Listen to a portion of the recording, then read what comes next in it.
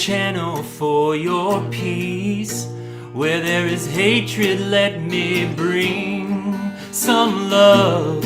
Let me bring some love.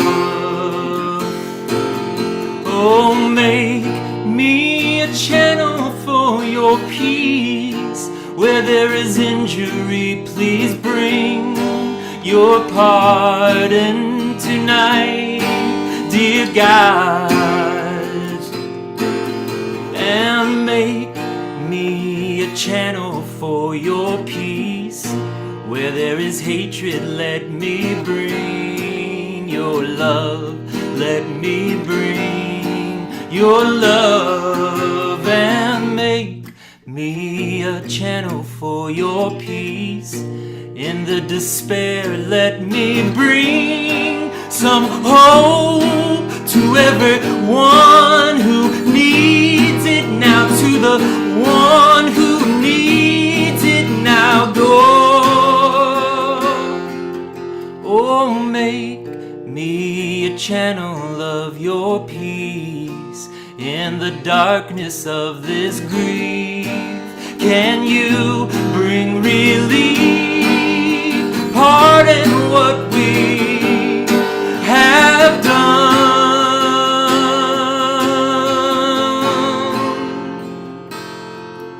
Oh, make me a channel for your peace.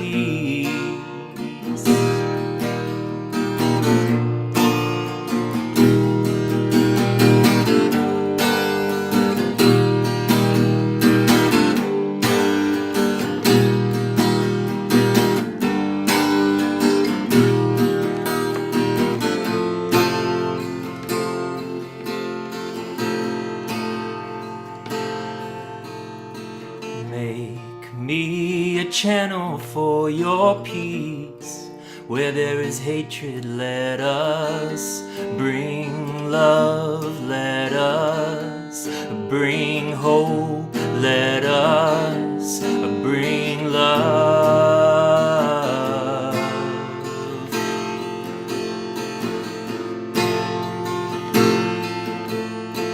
Make me a channel of your peace. May I give and receive.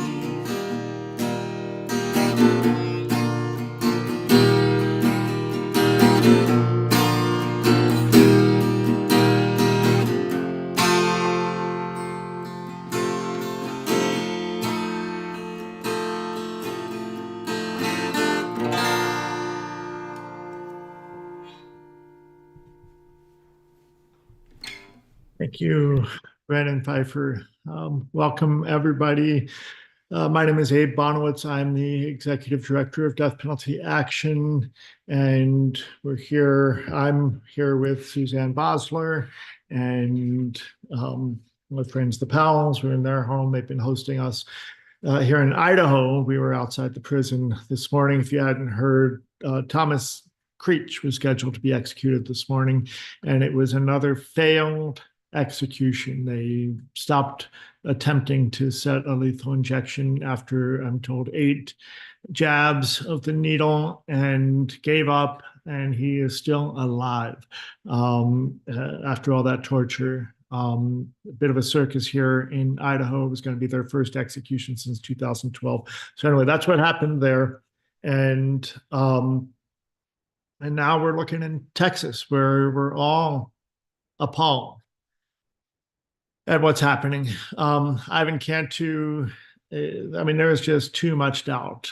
I can't say for sure that Ivan is innocent, but neither can I or anybody say for sure that Ivan Cantu is guilty. And I certainly have been listening to the Cousins by Blood podcast, and I've read the documents, and it really is just, too much doubt. And it'd be easy to say absolutely innocent, but it takes a court to decide that. What I can guarantee you is nobody would convict him based on what happened. And what we know also is that uh, his attorneys at trial did not call a single witness in his defense. I mean, there's so many problems here, but we're going to hear more about that as we do. Well, first, let me just say this is a death penalty action platform. We do these vigils every single execution. We had one this morning. I want to say this is a space for people who oppose the death penalty. We welcome everybody. However, any argumentation or negativity in the chat will result in removal without warning. So just a heads up there. And then, as we always do, we're going to go to Cantu Zusman, Cantu Mike Zusman, co-founder of L'Chaim, Jews Against the Death Penalty. And he's going to bring us into a remembrance for the victims in this case, James Mosqueda and Amy Kitchen. So without, Alan, Grace, do you have that? Or else I've got it ready if you don't. Yeah, I have it, but if you have it up, either works. If you're ready to go, hit it.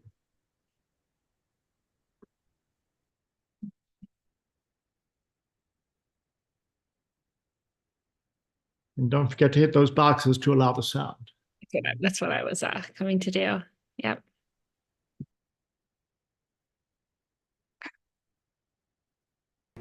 Peace unto you.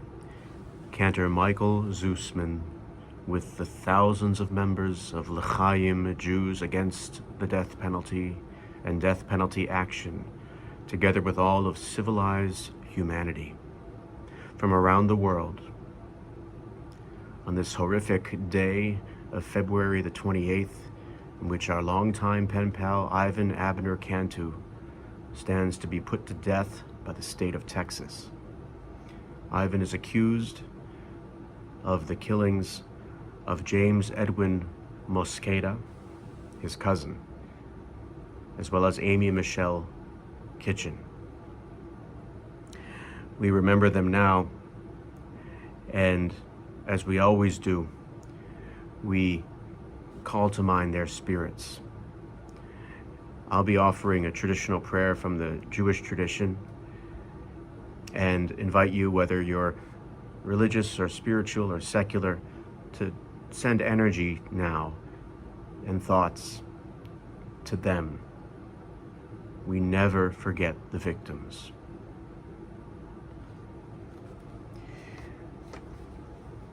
James Edwin Mosqueda was born January 23rd, 1973. Amy Michelle Kitchen was born December 2nd, 1977. This is James, and this is Amy. Their lives were taken on November 4th, 2000. A prayer for them. El malei rachamim shochen b'mromim chametzei menucha nechona tachat kanefei shechina b'ma'alot kedoshim u'tehorim kezohar rakia mazirim et nishmot James Edwin Mosqueda, that Amy Michelle Kitchen shehalachu leolamam began Eden tehemenuchatam ana balarachamim hastirehem beseter knafecha leolamim Utzror bitzror achayim et nishmatam Adonai hu nachlatam yanuach Melech Mishalom al Mishkavam V'nomar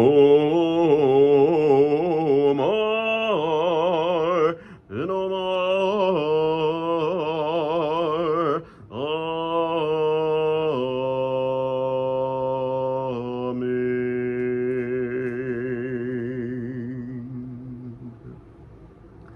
Zichronam livracha, may their memories be for an everlasting blessing.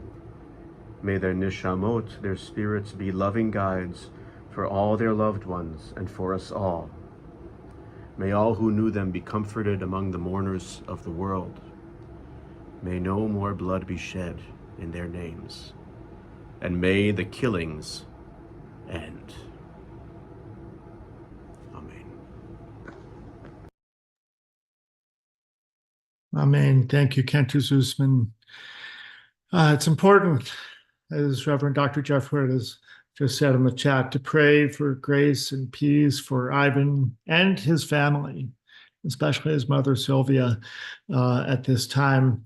I want to check in with Fiona Burke, who is at the U.S. Supreme Court. Fiona, can you hear me? Can you turn on your Bye, everyone. hello. Can you turn your camera sideways? Let's see what that does for us. We're on the Zoom, and does it shift? No, didn't shift. Okay, so Fiona, you're there at the U.S. Supreme Court. What's happening? You can turn it back vertical because it's not shifting. But we would love to hear from you. What's happening at the court, and tell us a little bit about you and your group. Yeah, so we're here as students from the George Washington University. We're also joined by Art here. It's been incredibly helpful. We're trying to mobilize students and the younger generation to try and take a stand against the death penalty and start the conversation and be willing to see the realities behind the system that's been ingrained in our country for so long and has taken so many lives. We're going to be joined by more and more students as the night goes on, and are just here to take a stand and hoping to make a difference and make people hear us. Well, you are making a difference. Can you switch your camera around, or maybe hand it over to Art, and let's have a word from our brother Art Laffin. He's asking you to say a word. So, well, I'm honored to be here with Fiona and Jack. The conscience of George Washington University. Thank you for being here. We are certainly in prayerful solidarity with all our friends in Idaho and in Texas have committed themselves to abolishing the state-sanctioned killing. But not in our name, not in our name. It's raining here, it's windy. But I feel kind of the winds of change are occurring. I feel the winds of change. And we pray that these winds of change will reach the hearts of these Supreme Court justices that are still supporting state-sanctioned murder. There's nothing supreme about a court that sanctions killing. And so we're here. We have our death penalty action signs, carrying them proudly. Stop state-sanctioned killing. Execute justice, not people. And very grateful for the work of death penalty action right now at this time when very few people are paying attention to these executions that are being scheduled to be carried out. And today's execution in Idaho was just a travesty of it being botched. And there's no way you can kill people that can be justified under God's law or international law. These are sins and crimes that are being committed, and we stand with death penalty action and with all people of faith and goodwill around the world to end state-sanctioned killing. I speak as a murder victim family member. I speak as a murder victim family member and want to call into our presence tonight all the people who have been killed, but also all those who are death row and all death row exonerees. And we stand united in calling for the abolition of the death penalty. Now. Thank you, guys. Thank you, Fiona. We'll check back with you in a little while. We're grateful for your being present there. I see that Rob Dunham has joined us from, and there is Shane Claiborne with one of the newest abolition babies. Isaiah, right? Did I get that right? Elijah I was Allen. close. Yeah, buddy. You know, the prophets. Yeah, it's all good. God bless you, Shane and Elijah, Abe, All and right. Charles, and everybody. Finally, we'll get an Elijah to show up at Passover. Yeah, amen. Well, Rob Dunham, it's been a long day for all of us, but I know you especially. Fill us in. What's the travesty of justice tonight? Well, there are multiple travesties of justice tonight. One travesty. I didn't properly introduce you. Executive Director of the Death Penalty Policy Project. Sorry, go right ahead. Sure. Thank you, Abe. There are multiple travesties tonight. This morning we talked about all the reasons why the United States Supreme Court should have stepped in to stop the execution of Thomas Creech, and they didn't. And the irony is that Idaho could not carry out the execution.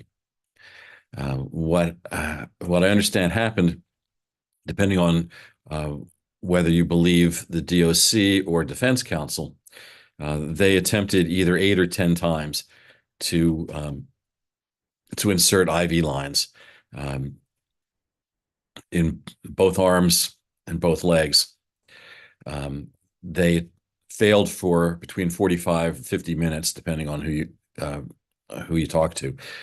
They tried to insert IV lines, and then they reported to the director of the Department of Corrections that they didn't think that Mr. Creech had veins that were suitable for the IV needles, and Director DeWalt called off the execution. This is the 6th time in the modern era in which a state has attempted to carry out an execution and failed to do so. Notably, and when I saw the press conference, I was impressed with what appeared to be the openness and candor with which Director DeWalt discussed the failure to carry out the execution.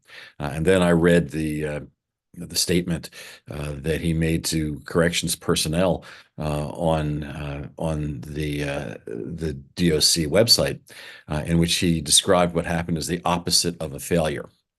That what happened, calling it off, prevented a failure from taking place.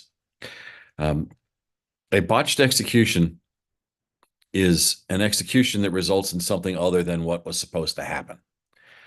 And I can't think of what constitutes more of a botched execution than an execution that results in the prisoner still being alive. Now, that's a fortunate event. Mr. Creech was not executed, but it's unfortunate that Idaho has not come to grips with the fact that this is a significant failure. And as the Idaho federal defenders said, what can you expect when you have a state that does not tell you who is going to be carrying out the execution, does not tell you what their training is, does not tell you what their qualifications are, does not tell you where the drugs came from, does not give you information on how the drugs were tested, and attempts to kill an individual who is 73 years old and has been on death row for 40 years. That is a recipe for a failed execution, and it is in fact what happened. Well, that's the good news. That's the first travesty of justice today. The second is that Ivan Cantu's lawyer has not filed anything in the United States Supreme Court. And according to confidential sources, that was not Mr. Cantu's idea.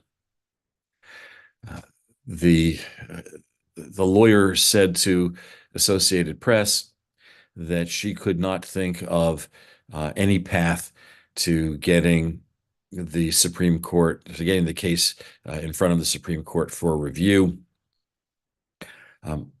I could think of three immediate paths. Appealing. Second isn't really a path to the United States Supreme Court, but it is continuing the effort to get Governor Abbott to issue a reprieve so that the evidence of innocence in this case can be heard. And something that is routinely done with innocent death row prisoners, and that is file a petition, an original petition for habeas corpus in the United States Supreme Court. That is what Troy Davis did and got him a hearing. That is what a number of other individuals have done in order to, at the very least, place the evidence of innocence in front of the United States Supreme Court so that if they read the materials, they know exactly what has happened. So hasn't she done all that? I mean, we were through this last year. Maybe that's what she's thinking, but hasn't all of that been done? Well, all of the information is in front of the Ninth Circuit. I'm sorry, the Fifth Circuit is in front of the district court. It could easily be placed in front of the United States Supreme Court simply by filing petitions for writ of certiorari. And with respect to the issues of innocence, the Fifth Circuit decision denying relief in this case was a refusal to permit a successive petition raising the question of innocence. The issue that was ripe for appeal out of the Texas Court of Criminal Appeals was the Texas Court of Criminal Appeals decision not to allow Mr. Cantu to file a successive petition that raised all the new evidence in the case, and separate and apart from petitions that get filed in lower federal courts and in state courts, there is an original power within the United States Supreme Court to hear cases. It's very little known and it's little raised, but in capital cases, we do see it applied when there is evidence of innocence that would allow a second or successive petition to be heard.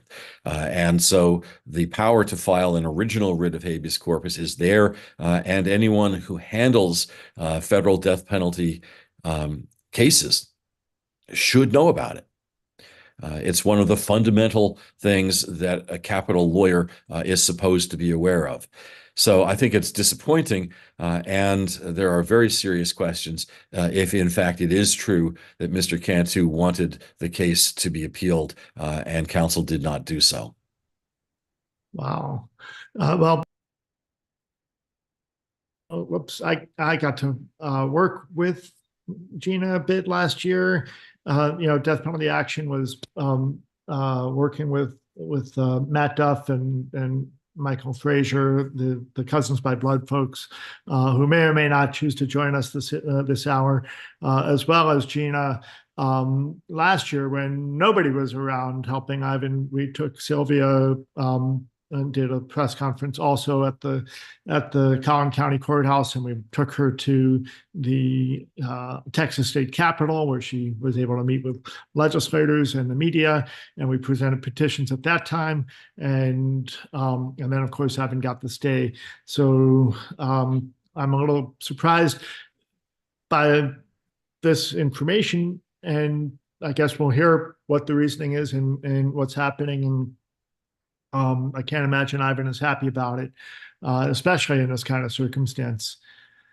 Yeah, I think it's extraordinarily disappointing, and I also would like to hear an explanation. I mean, it's one of those things where you hope that what you've been told is not true, and that there is some better explanation. But when you have a likely innocent death row prisoner, and he wants to put his issues in front of the highest court, I cannot think of a legitimate reason not to do so. especially given the content of the petitions that were filed in the state and federal courts, which were powerful. So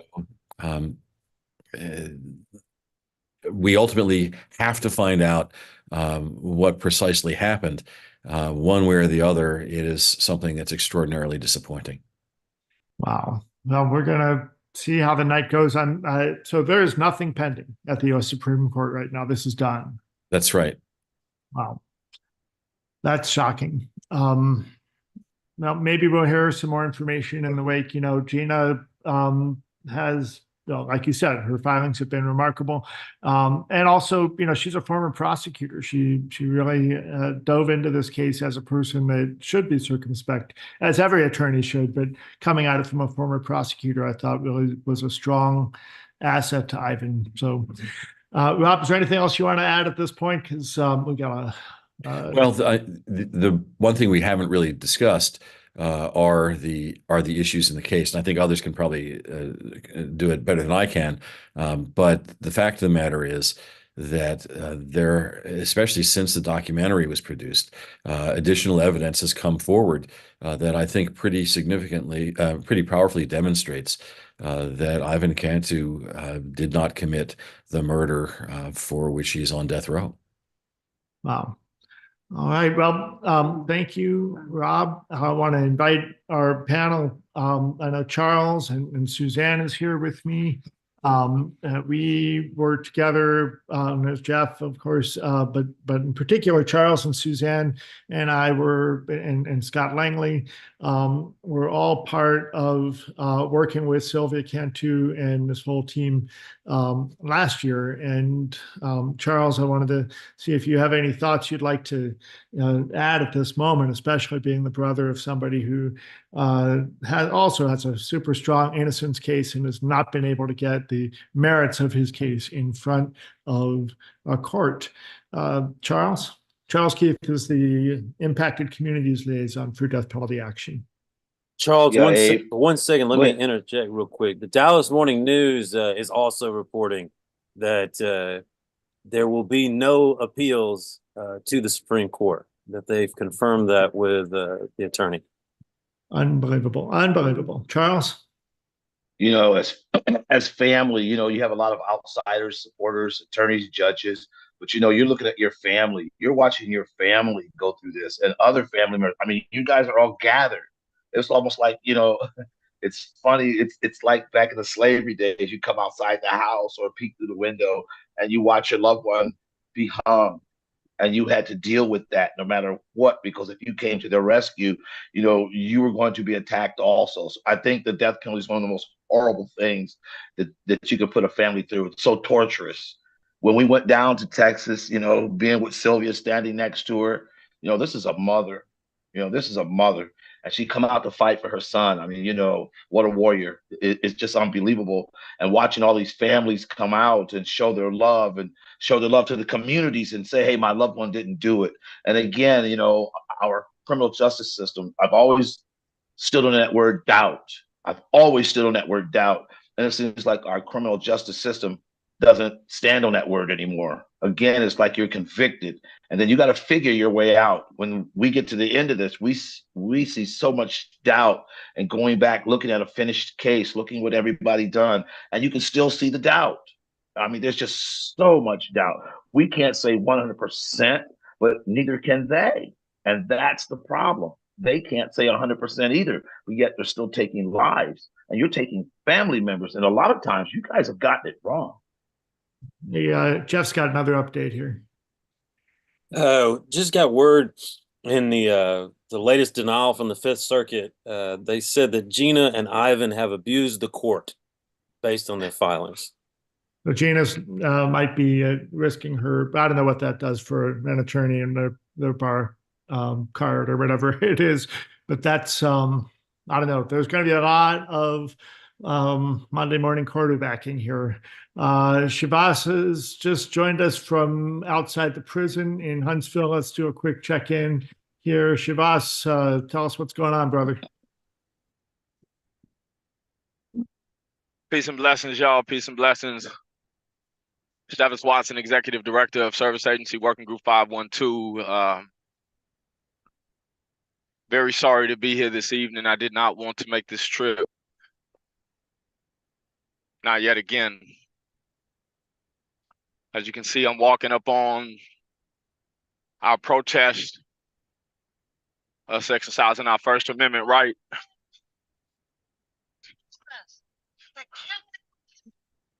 I hear Gloria's going at it.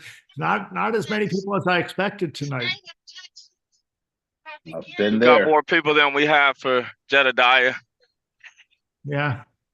We got more people than we have for Jedediah, but that's the thing. How many more people are not here, and how many more people are hurt by this news? How many more people are also saying those three words that we're all echoing today, and that's too much doubt.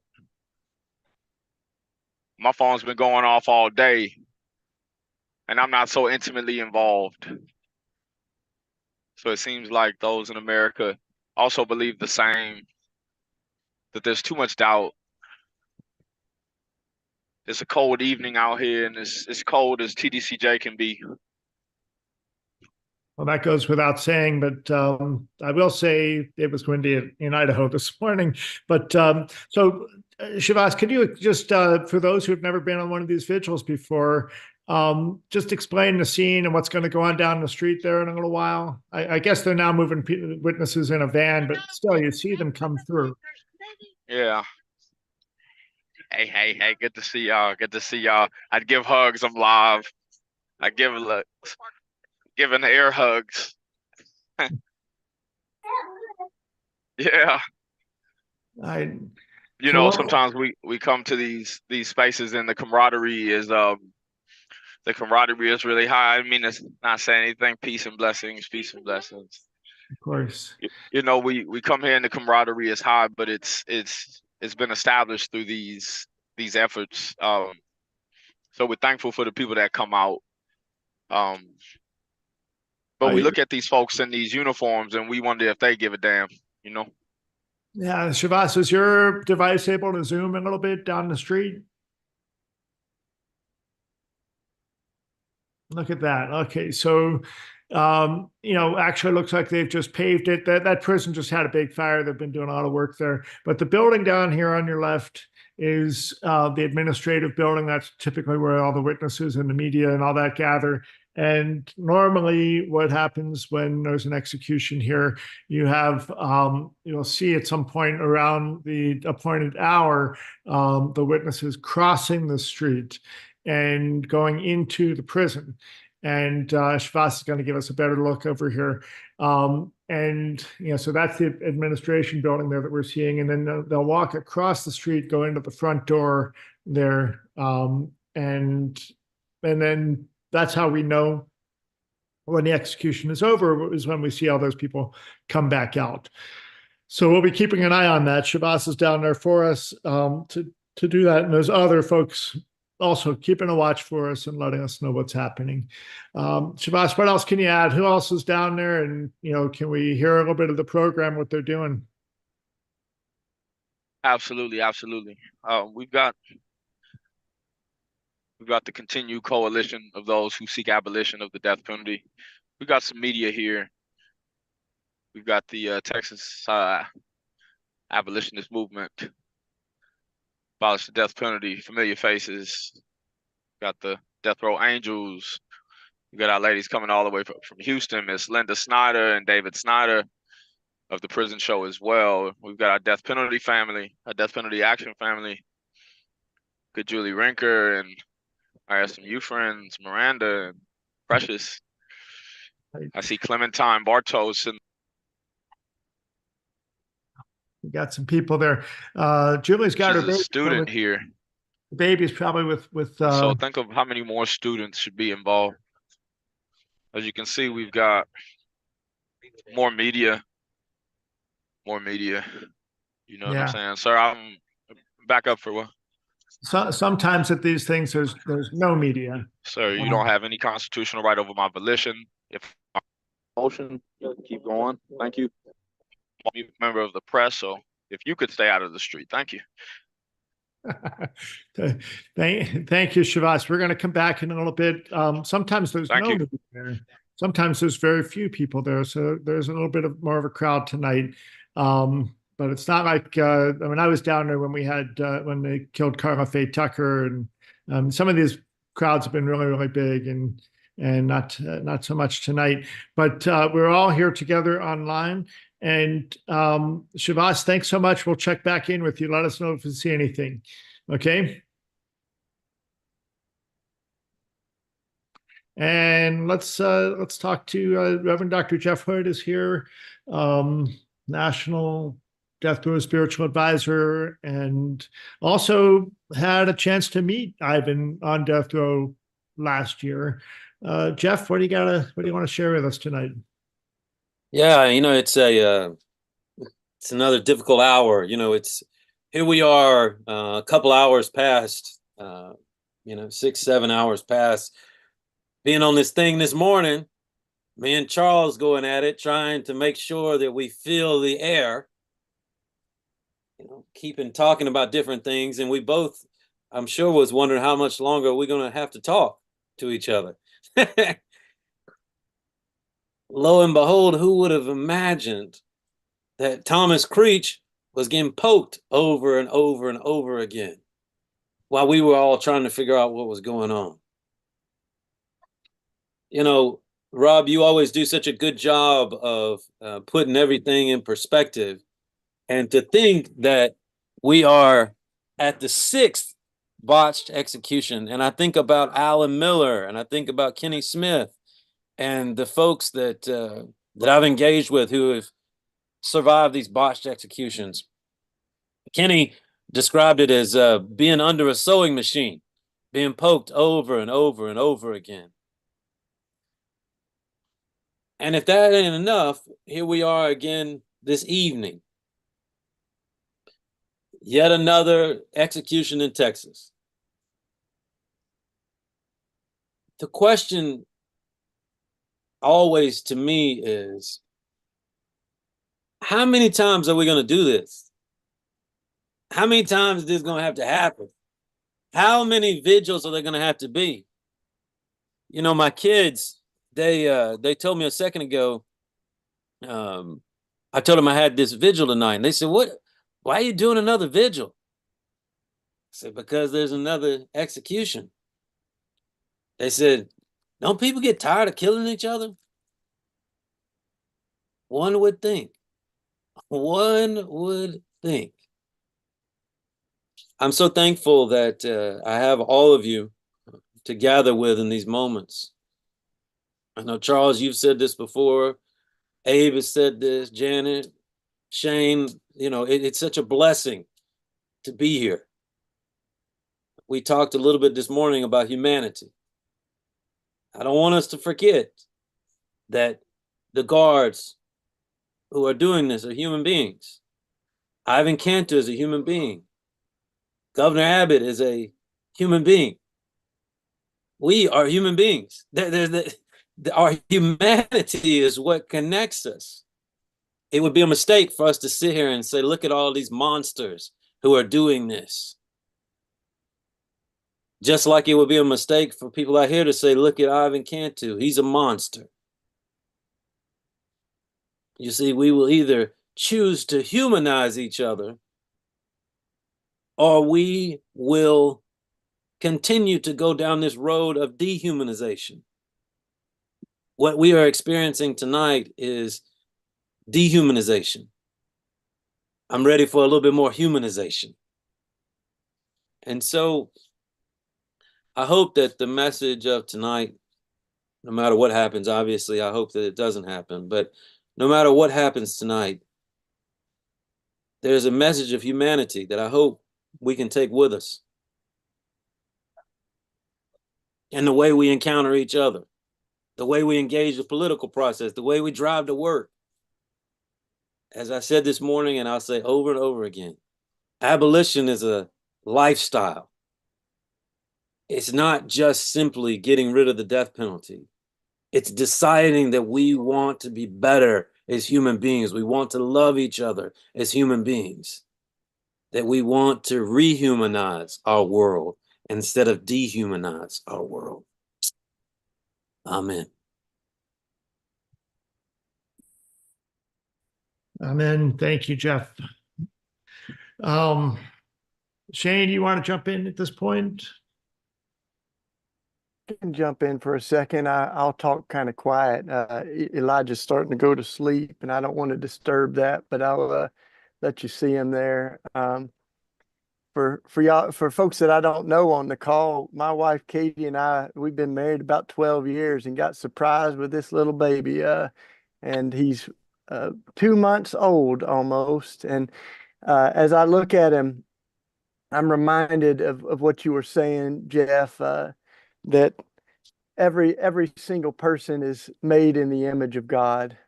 In fact, Dorothy Day of the Catholic Worker Movement, she said the only real atheist is the one that can't see the image of God in a little baby or a person on the street or Ivan Cantu or the victims of crime, that every single one of us is made in the image of God. And one of the things I think about every time I think of Texas is the cemetery there, which is haunting to me because we went there. It's just around the corner from the Walls unit and the execution chamber. And in that cemetery are hundreds and hundreds of graves.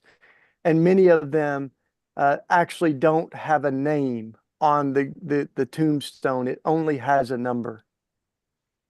And it's a stark and haunting reminder to me that our criminal justice system has dehumanized folks. And that's part of the point, is to turn people into numbers. So then when they are buried in that cemetery, all they have is not a name, but a number. And yet what we're doing over and over and over through these vigils is remembering that no one is beyond redemption. We always remember the names of the victims, and we honor their lives by saying we are not going to return wrong for wrong. As the scripture says, we repay evil with good. We wear evil down with love. We refuse to stoop to the morality of those systems of death. And you know, earlier today I was talking to someone about Thomas Creech, because unlike Ivan Cantu, his innocence wasn't in question. He did terrible things, and yet one of the stickers I have on my wall here says, "We're all more than the worst thing that we've ever done." And this is, you know, not just about what someone on death row has done, but this is about who we are as people. Are we going to be people who allow our state to kill and use our name? And I want to say, as a committed Christian, that in states like Texas, Governor Abbott is in mass, is at church, is proclaiming to be Christian, and yet we know how unchristian, how unchrist-like the death penalty is. It was Jesus that said, "Blessed are the merciful, for they will be shown mercy." It's Jesus that said, "I have not come for the healthy, but for the sick." And so this is really also a spiritual crisis, and we need to call Governor Abbott to the best of our faith and to even listen to his own tradition, Catholicism, and the Pope, that have said that the death penalty is a direct contradiction to the good news of Jesus in the gospel. And for those of us that are of other faiths or of no faith in particular, thank you for continuing to show up, to say that we are going to stand up for life and the dignity and humanity of every person, and we do it together. And part of the power of this movement is the diversity of our voices, the spheres of influence that we have. So keep showing up. We will continue to show up to protest executions as long as our state continues to carry them out. So thanks for being here. I know that we're tired, but imagine how tired our brothers and sisters are on death row. Imagine how tired Charles's brother is of trying to fight over and over and over to show his innocence.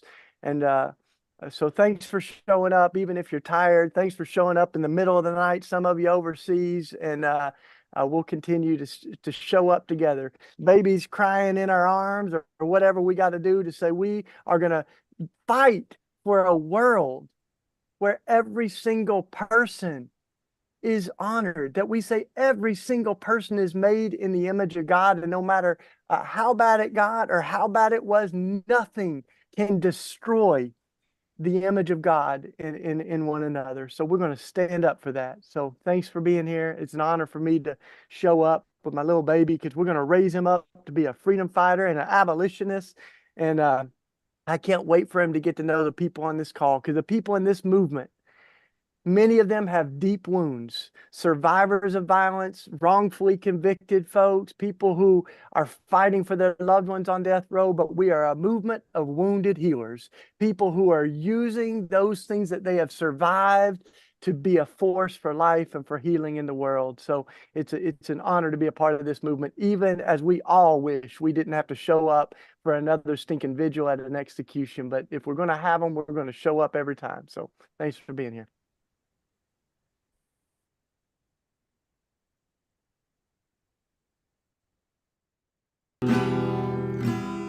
Brandon Pfeiffer.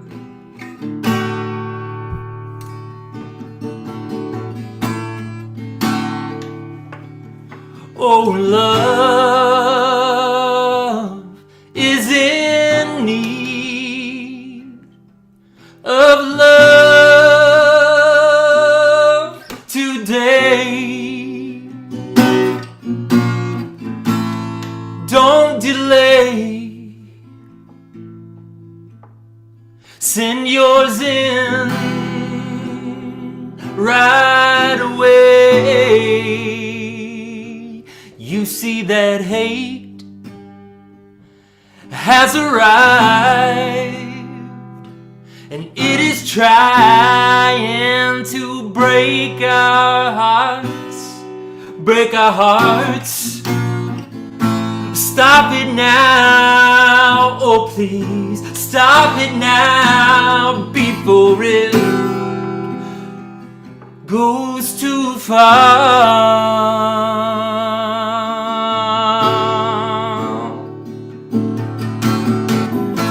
The force of evil plans to make us its possession, and it will, if we let it, destroy everyone. So we all must stand up to this great display of hatred. We're the only ones who can change it if we care.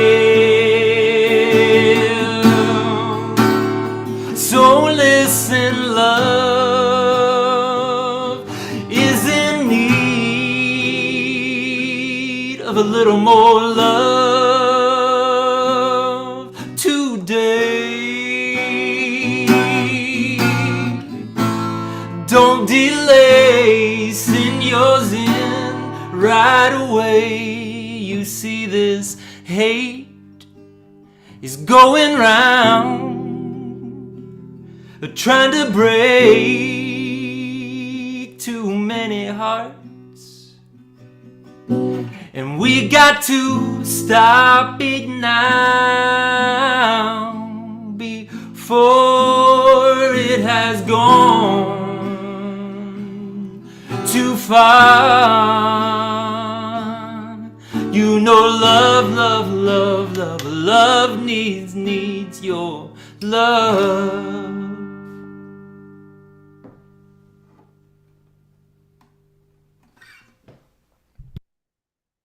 Thank you, Brandon. Shivas, do we have any developments there at the prison?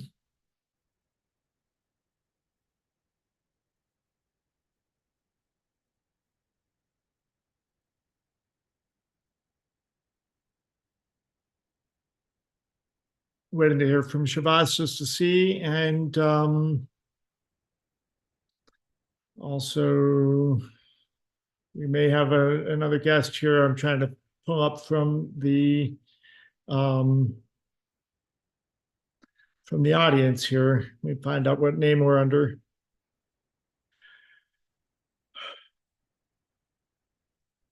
As we begin to move into a more prayerful mode, let's see here.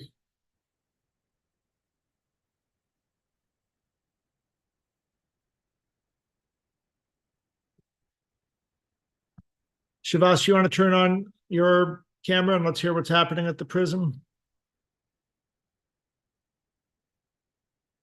That is Figuring out my audio. Joy and I were just saying that we wish everyone showed up like this for every execution. Because we've been here when there was only 2 or 3 people.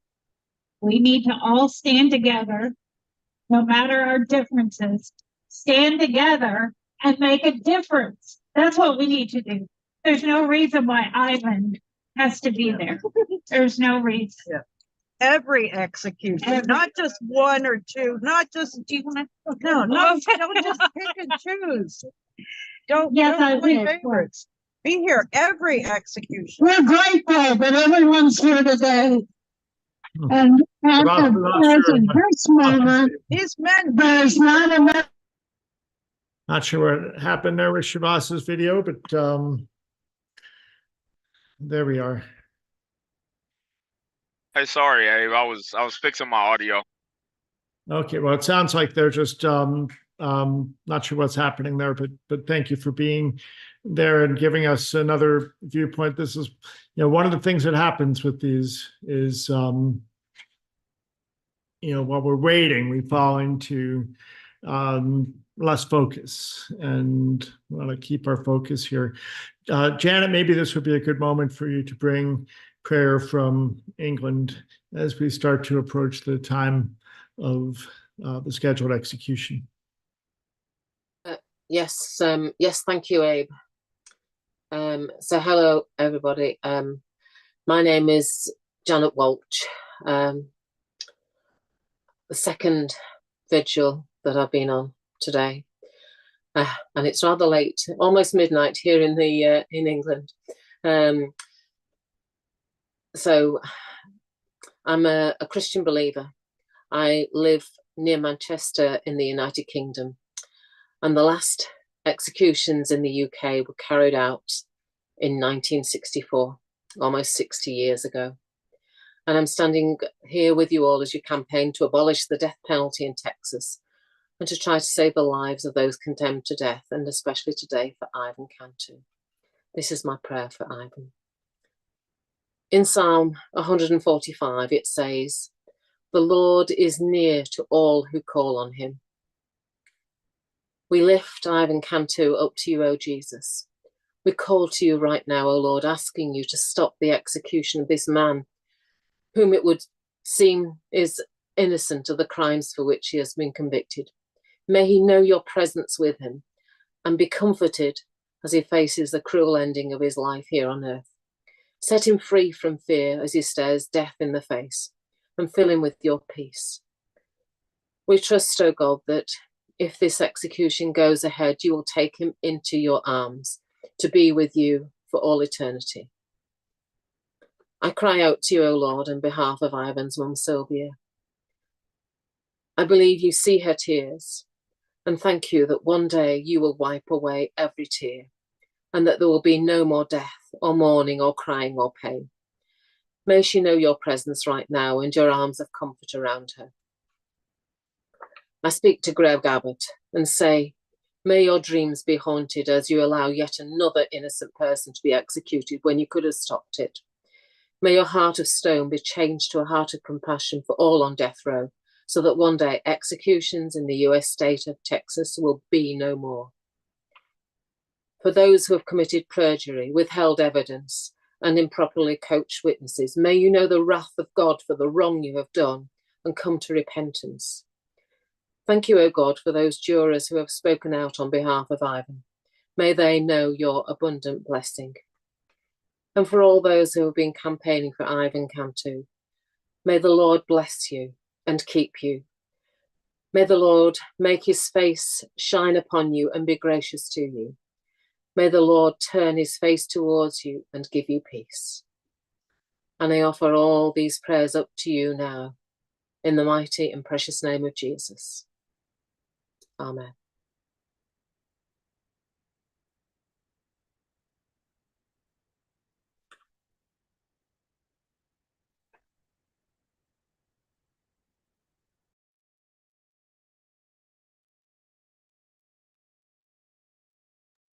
Sorry, I was muted myself. Thank you, Janet, for that beautiful prayer, as always. Magdaleno, are you there? Can you move your camera so we don't see that big bright light right behind you? There we go. Very good. Please introduce yourself. Hi, I'm Magdalena Rose Avila, and I'm a longtime abolitionist. I'm here in Magdalena, Mexico, and I'm also a member of Death Penalty Action, and proud to be on this call. My understanding, two things that I want to do. First, to go to Brother Creech and the inability to find veins. I've been in the hospital numerous times in the past years, and they can never seem to find a vein in me and poke me anywhere from 8 to 12 times. Then they call in the nurse specialists, these people who are vein conscious and can find a vein for you. In one case, even she failed, and they have this electronic machine that they run down your arm, and it traces where your vein is deep inside your arm, and they go in and then they put the IV in. So for them to be messing with the person who's on death row and they're trying to execute him shows us that they have incompetent people there. They don't know what they're doing. And if they did, a good nurse from any good hospital would be able to do that. But they have people that are incompetent, and our folks, as human beings, should not suffer that. And one of the things I want to say is that I had a note the other day that Sister Helen Prejean said she was going to try to be there with Brother Cantu. And so I hope she's able to make it and be there. One of the things that we have to do is we have to raise our voices. I'm also, I'm not a lawyer, but I'm kind of miffed about that there wasn't filed these appeals. And so holding judgment until we hear from the attorney. But I think we need to hear what is the rationale and why wasn't these appeals done? Because his life is at stake, and there are many questions that we have about it. So we have to keep faith, and we have to keep showing up. One of the things that we forget about is that after the execution, we never hear what the state of Texas or the state of Idaho or anybody did for the victims' families or for the family of the accused. They hold him up as chattel property. They use him in all their arguments and all their media, and then they forget about him. About 20 years ago, I debated the top district attorney on the death penalty in the United States. And I asked him, since he speaks for the family, supposedly, I asked him point blank in front of 250 of his constituents in Oregon. And I said, when was the last time that you sat with the family that you supposedly represent on the death penalty in their home to find out about their pain, physical, financial, emotionally? And he said, never. And I said, how dare you say that you represent them? You tell me the district attorney, the attorney general, the governor that is going to go to the family of a murder victim's family or the family of the accused and say, you're a human being, we care about you, we're going to make sure that you get the counseling you need, that you're financially sound, and that you become a productive member of our society. The death penalty has long tails, and it destroys a lot of people. So it doesn't end with the execution. It doesn't end with the lies that they put out there. We have to, as abolitionists, hold the feet to the fire for our government. If you're going to execute them, take care of the families of the victims. Take care of the families of the accused. We do not do all that you say you're doing and not doing properly. And for God's sakes, find professional people to find the veins and to insert the IVs. That's the least you could do. So I pray for them and I pray for all the families. And this is not an easy time for them. And for Brother Ivan, tú sabes en razón que nosotros, los latinos espirituales, estamos contigo. Cuando te vas a las manos de Dios, vamos a estar ahí contigo, hermano.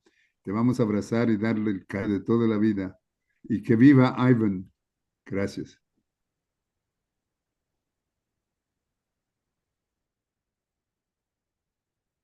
Muchas gracias, Magdalena. Let me figure out where we are here.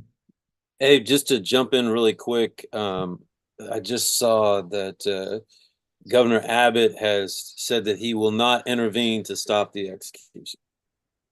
Okay. Well, as expected. Jeff, I'm going to share this photograph that you sent me again. Maybe you can share a little bit about where this is coming from. And yeah, I saw this photograph shared multiple times, and that's Ivan with his mother, Sylvia. Ivan Cantu, his mother, Sylvia Cantu, and that was their last visit today. And it was a couple of hours ago. So my experience in Texas is that they begin to make the transition around 3 o'clock for the person to go from Livingston, which is where the Polunsky unit is, where death row is, to Huntsville, where the execution chamber is. It's about a 40-minute drive. And they make that drive at about 3 o'clock. So this picture was probably taken sometime in those hours right before he was transported. And just so people are clear, you have been a spiritual advisor to prisoners who have been executed there in Texas. Yeah, it's just to give you a little bit of an idea of what's happening right now. 6 o'clock. If they started on time, they would have started the execution 2 minutes ago. What is very strange about the way that Texas's execution chamber is set up, it's very old, and it looks like a dungeon. It's very intense. Lots of old bars, lots of old joints and whatnot, columns. And the cell that Ivan would be in is literally right next to the door of the execution chamber. Where the cell is, you could literally reach your arm out and touch the door to the execution chamber. So that's how close he is. Sister Helen would be given a chair. She would be right next to Ivan. When I was there with Arthur Brown, I was able to sit right next to him and talk to him and hold his hand through the bars. One of the stranger things that's a part of this process is they always have a big spread of food there.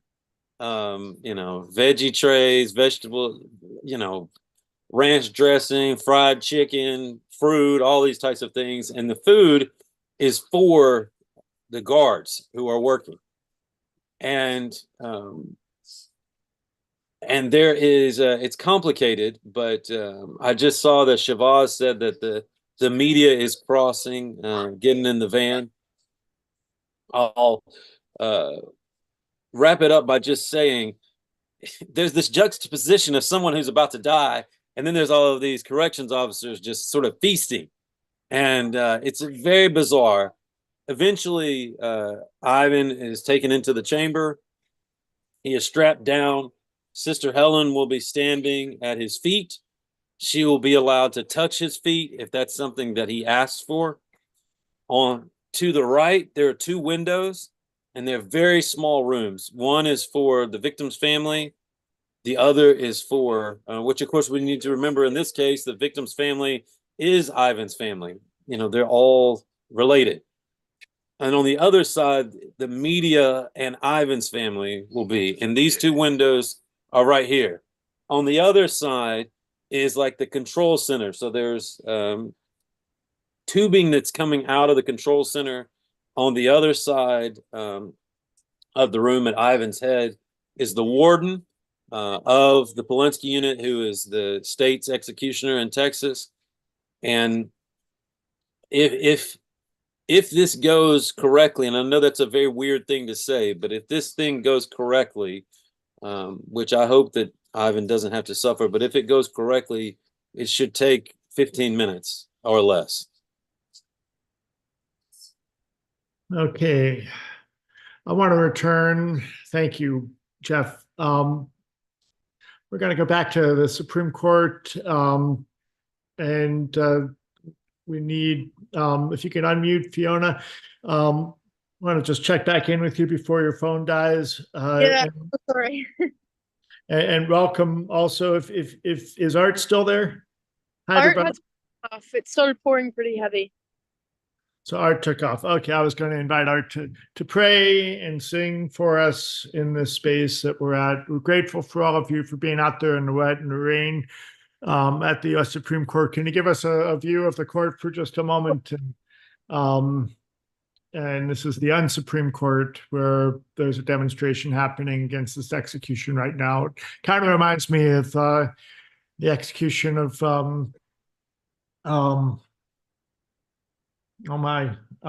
Troy Davis. I was out there when he was killed. It's a whole different scene.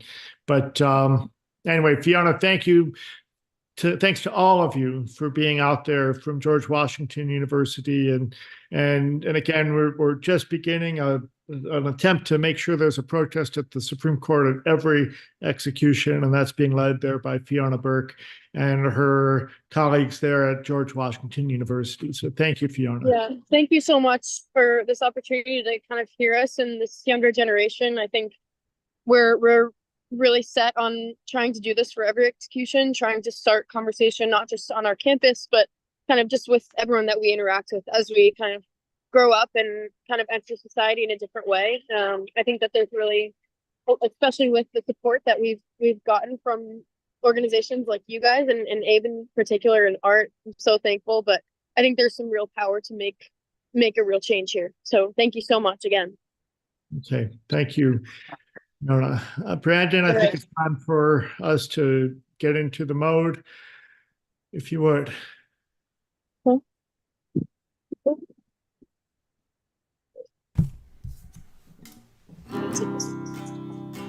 Sorry.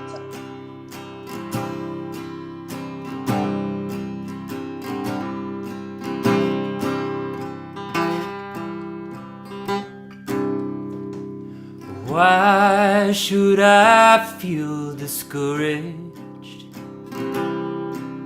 Why should the shadows come? And why should my heart be lonely and long for heaven and home? When Jesus is my portion, my constant friend is He. His eye is on the sparrow, and I know He watches me. His eye is on the sparrow, and I know He watches me. I sing because I'm happy. I sing because I am free. His eye is on the sparrow, and I know He watches me.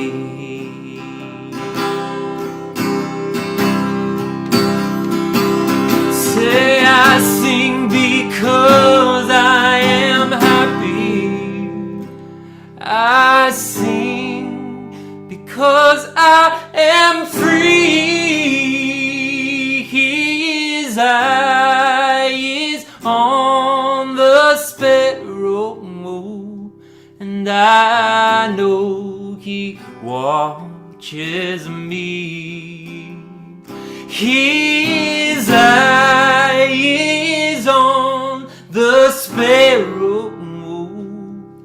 I know he watches me.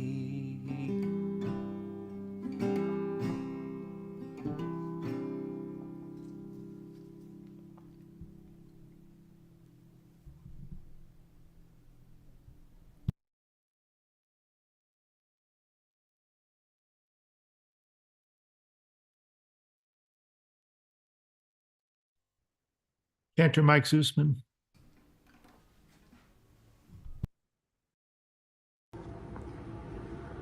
Shalom Aleichem, peace unto you. February the 28th, Cantor Michael Zusman with the thousands of members of L'chaim, Jews Against the Death Penalty and Death Penalty Action, together with all of civilized humanity, standing against state-sponsored murder. As now, our pen pal, for over a year now, Ivan Abner Cantu, is led to the slaughter in the state of Texas. I'll recite Psalm 23, which references the valley of the shadow of death into which we are placing him. I'll recite it in the Hebrew, and I invite you, from whatever tradition you may be from, whether it's secular, religious, spiritual, to consider Ivan now and what we are doing to him. Mizmor leDavid, Adonai roi lo echsar, binot deshe yarbitzeni, al mei menuchot yanaleni. Nafshi shovev, yanecheni v'magelei tzedek, yanecheni v'magelei tzedek, leman shemo. Gam ki elech begetz al mavet, Lo ira ki ata imadi.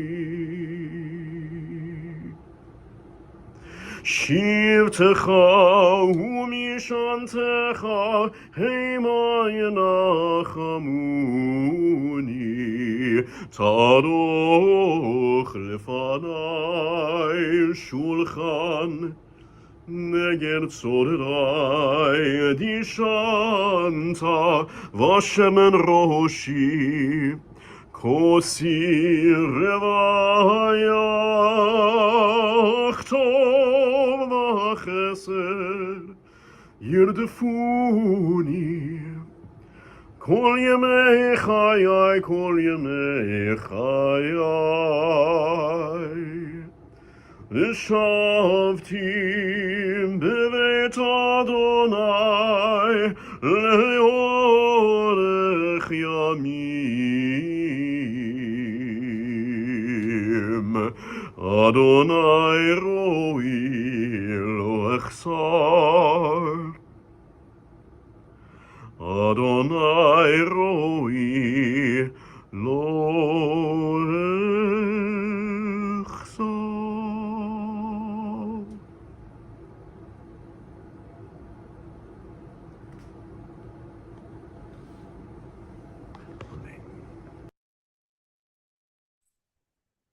The 23rd Psalm. God is my shepherd, I shall not want. God makes me lie down in green pastures. God leads me beside still waters. God restores my soul. God leads me in paths of righteousness for God's name's sake. Yea, though I walk through the valley of the shadow of death, I will fear no evil, for God is with me. The rod and the staff of God, they comfort me. God prepares a table before me in the presence of my enemies. God anoints my head with oil. My cup runneth over. Surely goodness and mercy shall follow me all the days of my life, and I will dwell in God's house forever and ever. Amen.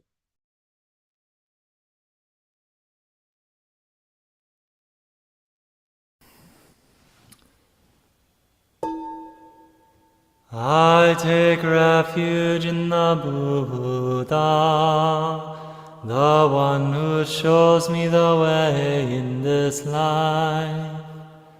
I take refuge in the Dharma, the way of understanding and of love. I take refuge in the Sangha, the community that lives in harmony and awareness. Dwelling in the refuge of Buddha, I clearly see the path of light and beauty in the world. Dwelling in the refuge of Dharma, I learn to open many doors on the path of transformation. Dwelling in the refuge of Sangha, shining light that supports me, keeping my practice free of obstruction. Taking refuge in the Buddha in myself, I aspire to help all people recognize their own awakened nature, realizing the mind of love. Taking refuge in the Dharma in myself, I aspire to help all people fully master the ways of practice and walk together on the path of liberation. Taking refuge in the Sangha in myself, I aspire to help all people build fourfold communities, to embrace all beings and support their transformation.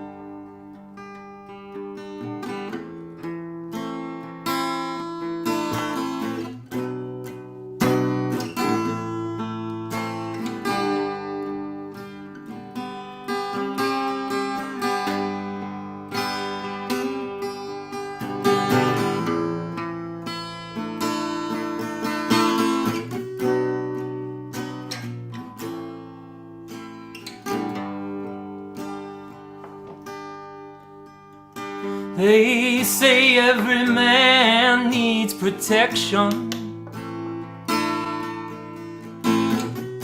They say that every man must fall. Yet I swear I see my reflection somewhere so high above these prison walls. I see my light come shining from the west down to the east. Any day now, any day, you see I shall be released.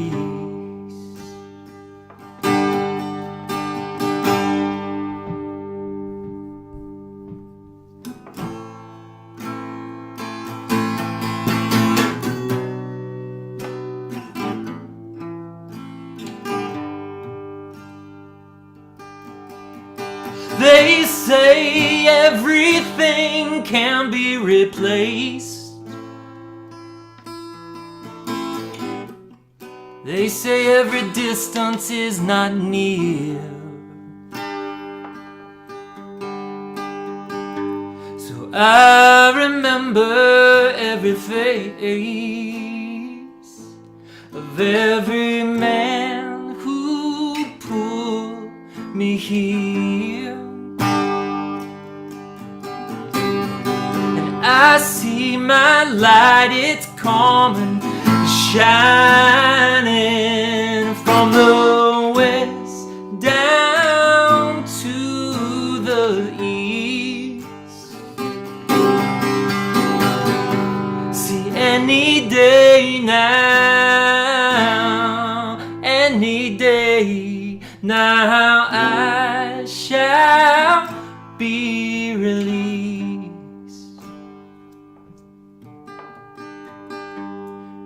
Yonder stands a man in this lonely crowd, a man who swears he's not to blame.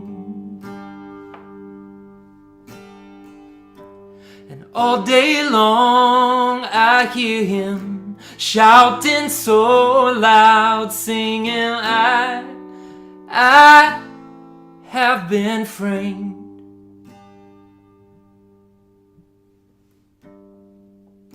I see my light come shining from the west down to the east.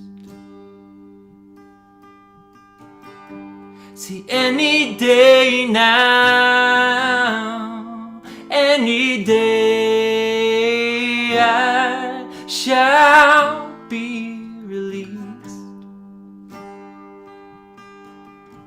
I see my light come shining from the west down to the east. And any day now, any day, I know I shall be released.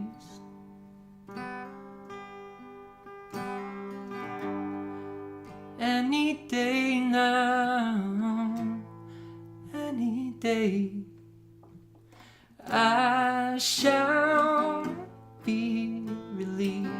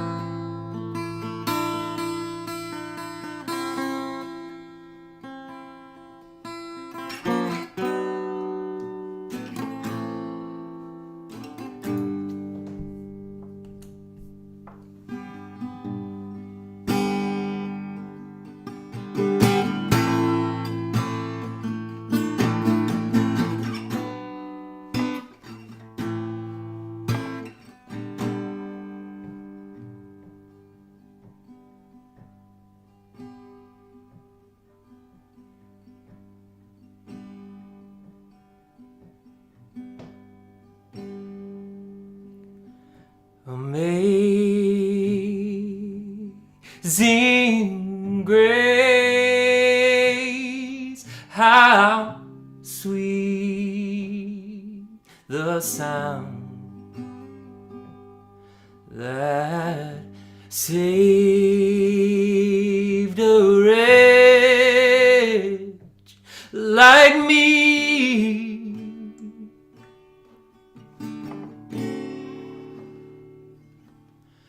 I once was lost, but now I am found. I was blind, but but now I see.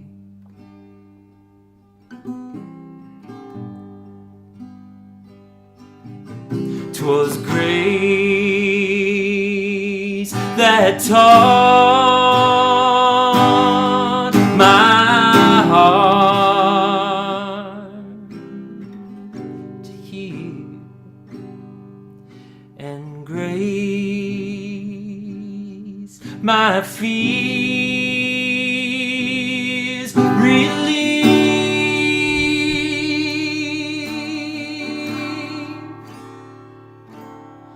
How precious dear that grace appear. The hour I first believed,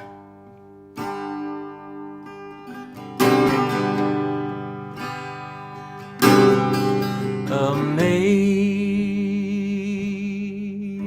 grace, how sweet the sound that saved a wretch like me.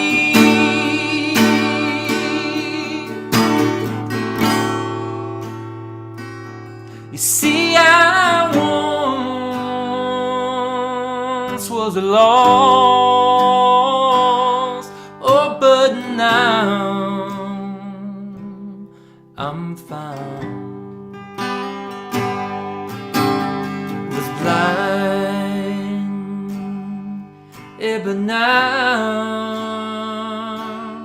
I see.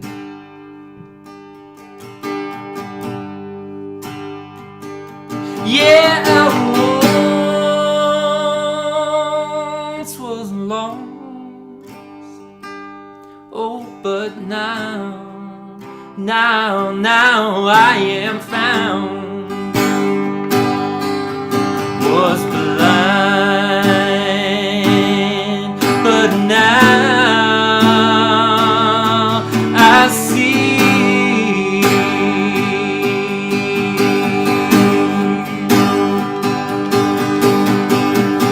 And I see my light come shining from the west down to the east. And any day now, any day, I shall be released.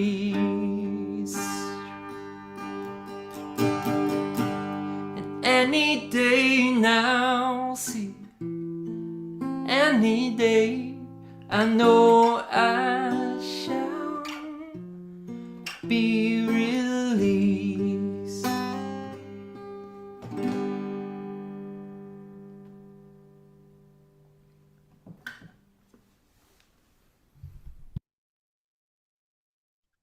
Well, thank you, Brandon. Shavas, I did add Melissa, so whenever you're ready to switch devices. Have we seen any return of witnesses or anything yet?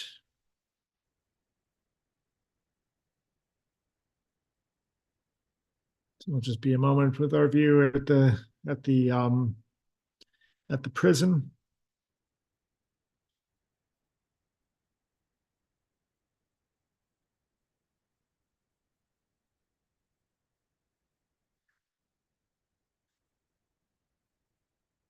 Rob, do you have any updates?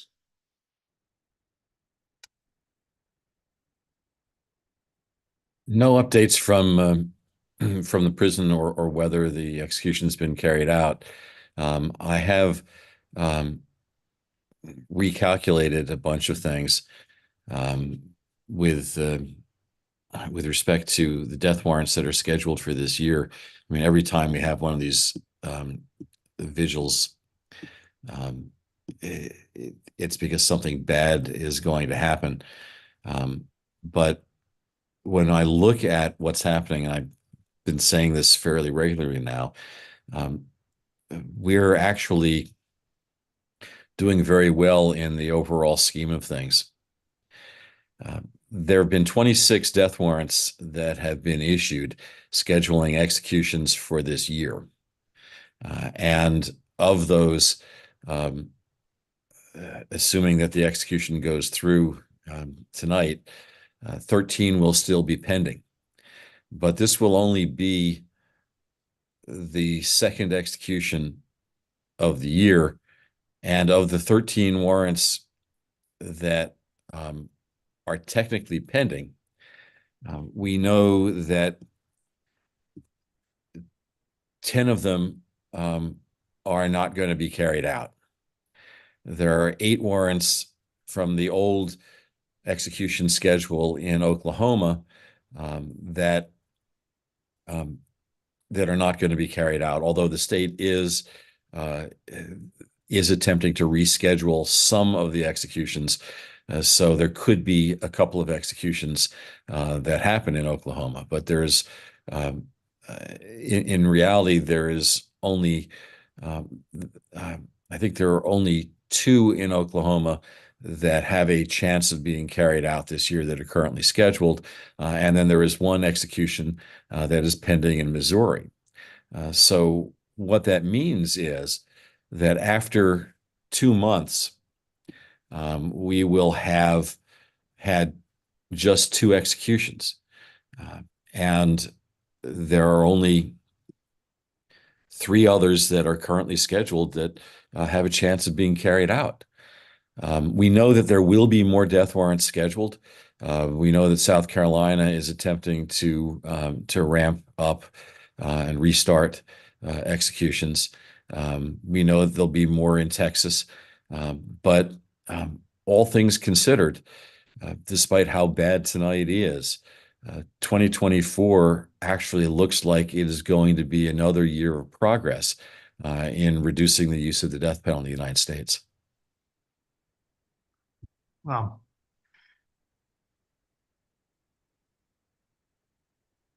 Grateful, and at the same moment, people that been asking me, how do we deal with this, all these executions? And, this morning I was able to share, you have to sort of silo this for someone that works every single execution. But I do want to share that, this one's a little bit closer just because of how closely we've worked with Ivan and his family and the cousins, my blood crew, Matt Duff and Michael Frazier, and Sylvia. She texted a little while ago, and also Sylvia's, I think, cousin or niece, Carmen Ayala, who we met last year, actually a couple of years ago during the Melissa Lucio campaign, and were surprised last year when she also turns out to be related to the Cantu family.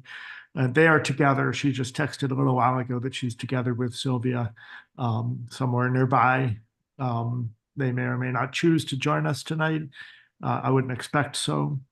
We're waiting here for Shavas, who also is connected, and also there outside the prison with Shavas is Jane Corley and Julie Rinker and her baby and others that have also been, part of the Dallas crew that went up to be at the vigil last week, or at the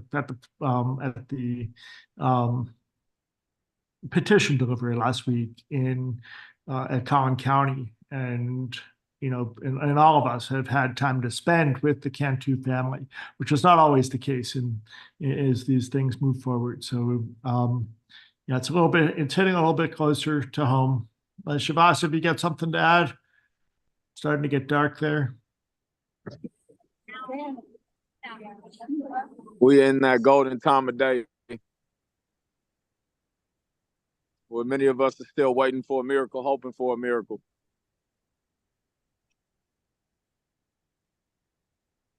I'm looking at these officers right here. They're looking like, I really don't want to be here. I'm telling everybody that we must have a moral check, a morality check.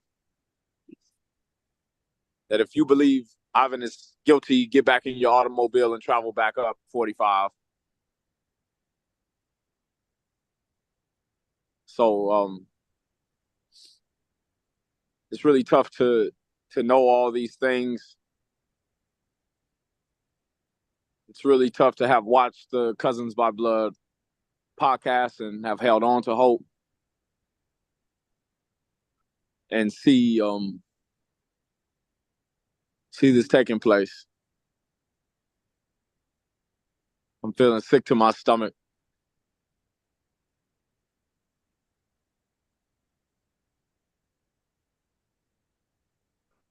Javas, have you heard anything about plans for Sister Helen to come down and share with people when she comes back, or what's going to happen there? No, we haven't heard anything yet. Just for people who don't know, Sister Helen Prejean, the author of Dead Man Walking and other books about the death penalty and her experiences, Ivan Cantu's spiritual advisor. And I don't know, this is her 6th or 7th person who's been, she's accompanied to their execution. And she only connected in with Ivan just a few months ago. He wrote to her and invited her to be with him and to help. And she, of course, jumped in with both feet, recruited MoveOn.org to take on the petition, which of course they've got a much larger platform than Death Penalty Action, and we're grateful that they were able to bring so many more people into this, along with people like Martin Sheen and Kim Kardashian and Jane Fonda and others who have, and Jason Flom and others who have been really pushing out the petition to their much larger constituencies. Of course, we're grateful for everybody that has been also signed the Death Penalty Action petition, which we always maintain for in every case. So we put them all together and delivered them last week, and Helen was able to then address everybody at that. And you can find that rally and those comments. Sylvia made a wonderful appeal to the Collin County District Attorney. The video of that is on all the Death Penalty Action channels, Facebook and Twitter and YouTube. And again, thank you, Shabazz, for being the source for that live feed as well. We're grateful to you for just making it your priority to bring the world to the killing capital of the United States in terms of the death penalty, the Huntsville, Texas. Brandon, you got another song?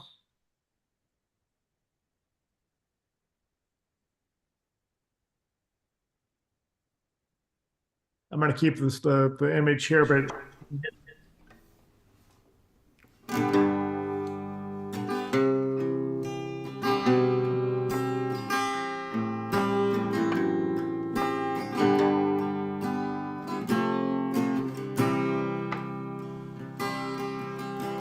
I woke up feeling like I had aged a year. Went to sleep in the fear of the dawn.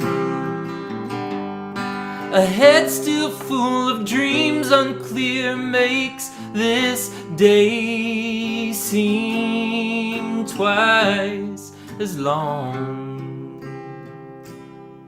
And I don't know how to say goodbye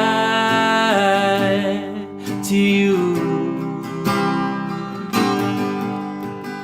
They say tomorrow I will be brand new, but for today I don't know how. The place I have to go, it is a place I must go alone.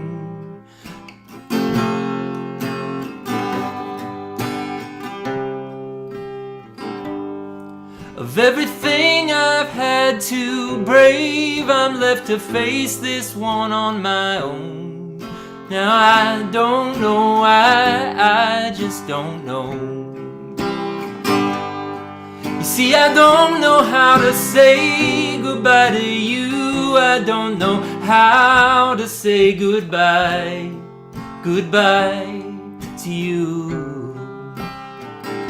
They tell me tomorrow I will be brand new, but for today I don't know how, I don't know how. Shattered and still chained to my past, battered around but not too proud to ask. Can you please see me in a different light? If not today, maybe after tonight. You see, I don't know how to say goodbye to you. I don't know how to say goodbye to you. They say tomorrow I will be brand new. But for today I don't know how to say goodbye.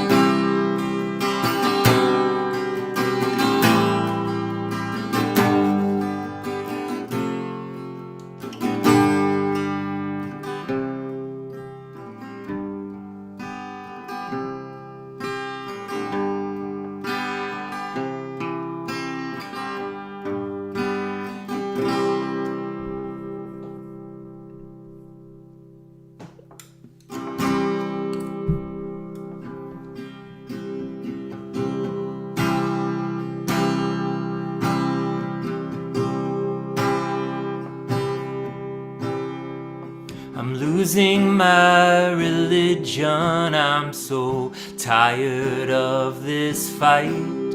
Life is fragile. Life is fragile.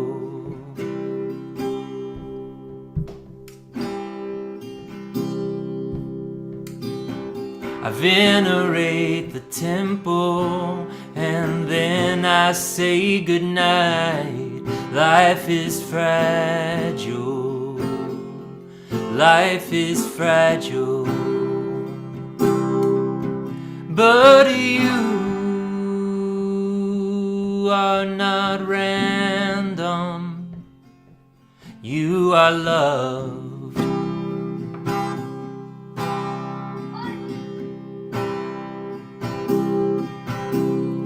The matter is corrupted. Maybe our argument seems lost. Life is fragile. Life is fragile. All fools like us keep reaching for the bottom of the cross. You see, life is fragile. Life is fragile, but you are not random. You are love.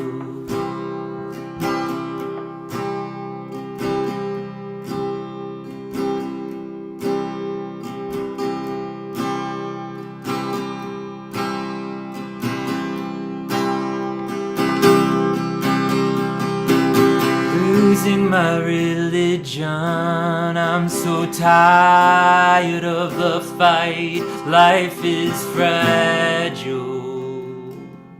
Life is fragile. I don't want to lose my faith and my belief in the kindness of humankind, but life is so life's so fragile. But you are human, and you are loved.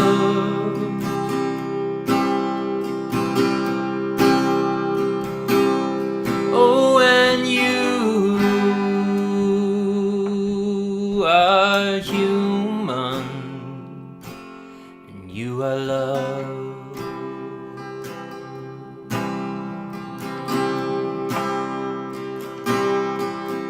You see, now I'm broken and I'm fading, I'm so tired, yeah. Feels like I cut the cord from my heart to my head, oh yeah.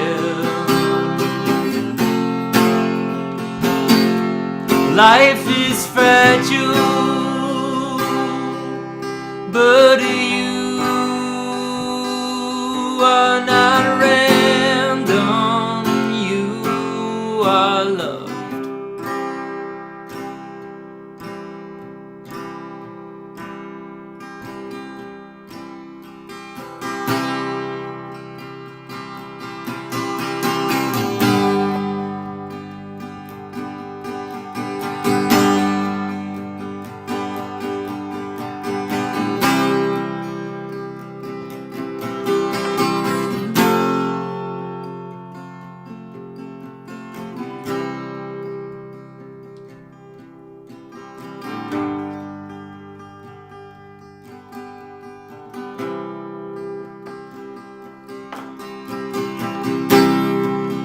We shall not be moved, oh no, we shall not be moved, like a tree planted by the water,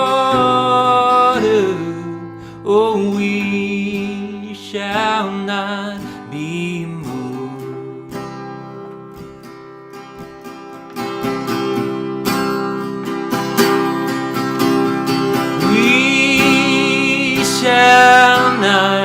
We shall not be moved, oh no, now we shall not be moved,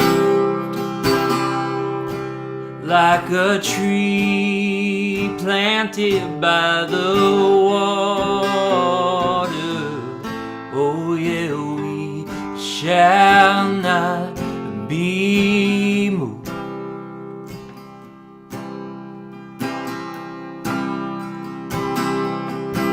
Like a tree planted by the water, oh yeah, we shall not be moved.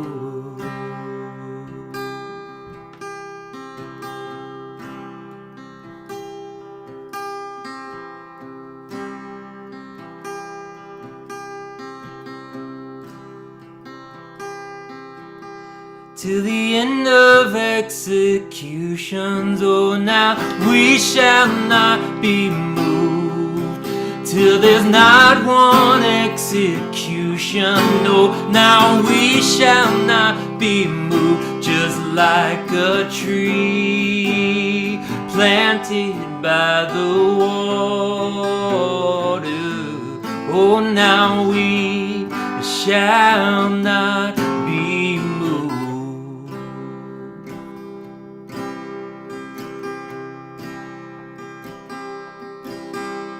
Till justice is actually blind, oh, we shall not be moved.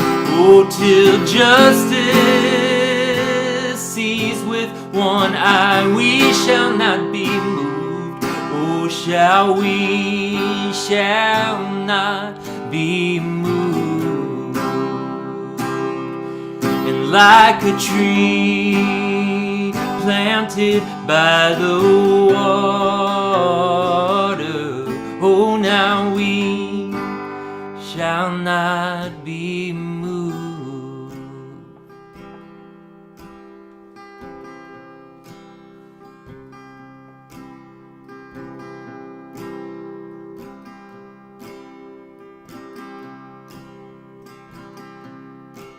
till we don't have to ring that bell one last time. Oh, we don't have to ring that bell again. Oh, we shall not be moved. Oh, now we shall not be moved. Oh, no, we shall not be moved.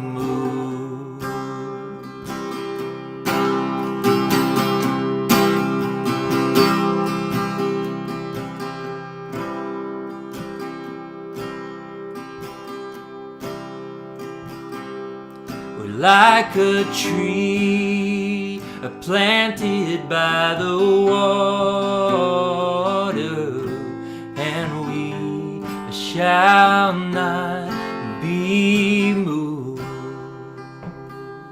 And we need you to raise your voices. Oh, now we shall not be moved. We all sing, as long as it takes right now. Oh, now we shall not be moved. We will stay as long as it takes right now. Oh, now we shall not be moved.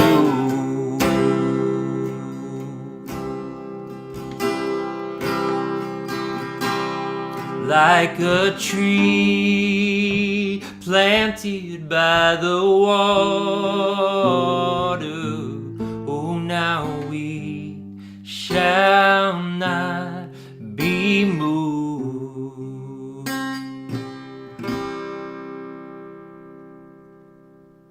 Hey, Abe. Yeah, thank you, Brandon. Go ahead, Let me Josh. jump in real quick. The Collin County District Attorney's Office they are reporting that this has happened. They've released a statement as to that effect. I don't know if that means that it has happened, but they are saying that it has. Now, we're just waiting for the witnesses to return at this point.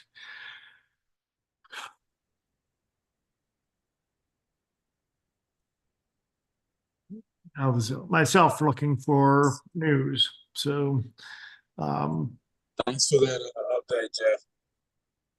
often what we see at this point when it has taken place is the chaplain, really tall, older man with a big cowboy hat, comes walking down that sidewalk and jumps in his car, but maybe he's parking somewhere else today. Just waiting for the witnesses to be brought back, it would seem. Rob, I saw you were unmuted. Do you have anything further? No, I've been looking to see if there are any reports, and there's still at least no official reports. Okay. Well, in a spot of good news while we're waiting, I'll share that earlier today in Oklahoma, the whatever committee it was in, probably the House Judiciary Committee, passed Representative McDougal's bill to create a moratorium on executions in that state. Now, it's just a first step towards passing a bill that could possibly forestall further executions in that state, which would be amazing for up to 2 years. So, don't hold your breath, because it's got to pass the House and it's got to pass the Senate. It's got to get signed by a governor who loves executions. So, but it's a big first step, and everybody has thought that it would be very, very significant if that Republican-led, well, anything that happens in Oklahoma has to be fully Republican supported, or at least partially Republican supported, but this is Republican-led by pro-death penalty people who are very concerned with the fairness and accuracy of the system there. So just a spot of good news in this moment as we're waiting. Okay, so this is J.D. Miles, who is a North Texas journalist. He says the execution of Ivan Cantu went forward and he was pronounced dead at 6:47 p.m. That's 8 minutes ago by my clock. Yeah. JD Miles is at CBS in Dallas Fort Worth. Well, thank you, Linda. Thank you all. We're not going away yet. We're going to wait and see if there's any comments from anybody who witnessed the execution, and maybe Sister Helen and Sylvia will come down this way when they come out. I will tell you what does happen after an execution. And Jeff, feel free to fill in. But so the witnesses come back into and are seen unloading into the media center, the administration building there down the street. And then the body is transported over, and I'm not sure why they have the contract, but it's transported over to a church that's not too far from there, about 4 or 5 miles away. And at that point, that's when for the first time in as many years, the family of the prisoner is allowed to touch the body, and then they have to leave for some reason. I don't know why the body isn't just turned over, but in any case, that's the next step that happens here. But Ivan Cantu, rest in peace. And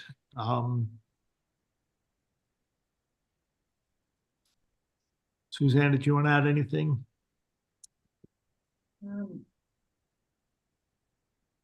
It's hard to say because this morning was hard too, and we were built up to it happening and out there freezing to death, but that's not the point. The point is that each one of us out there were there for a reason of support for the family and Thomas. And when we heard the news that he didn't get executed, it was a thrill. You mean he did not get executed? Yeah, did not get executed. It was a thrill, but we had to get rid of the thrill, and now we had to focus on Ivan. And here we are, just hearing the confirmation of his execution. And like I said before, when I was talking to a group, is that we don't really need to meet the person, know the person, like the person that's on death row. We just need to know that that person is a human being, and we cannot let these things happen. So I'm sad, but what we need to do is hopefully we can talk to Sylvia, and hopefully, I don't know if she can have any words to say because I can barely talk myself, but blessings to her and the family and everybody that has been involved in witnesses. It's a tragedy, and you can't let it go on. We're going to continue our work. Boss, what are you seeing?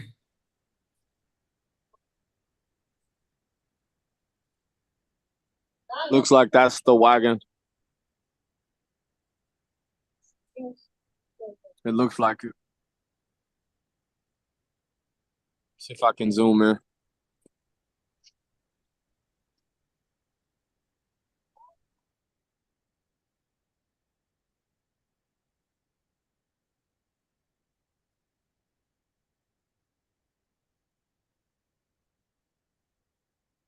Abe, while he's zooming, I just wanted to remark that it's very bizarre that the district attorney's office seemed to know that the execution was carried out before anyone else. Yeah, they probably have somebody inside who's able to pick up a prison phone.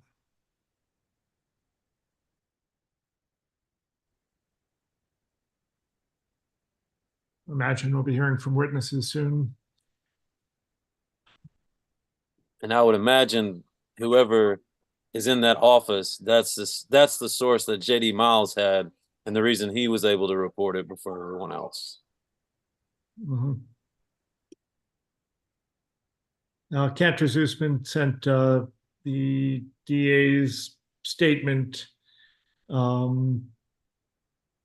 in just a couple minutes ago, after 2 decades of multiple state and federal courts comprehensively reviewing his conviction, Ivan Cantu has finally met with justice tonight. That is quoting the DA, of course. My hopeful prayers for the victim families, friends, loved ones to find a long-awaited sense of peace. A long-awaited sense of peace. And that's the key thing here. We've been talking about this a lot in Idaho also.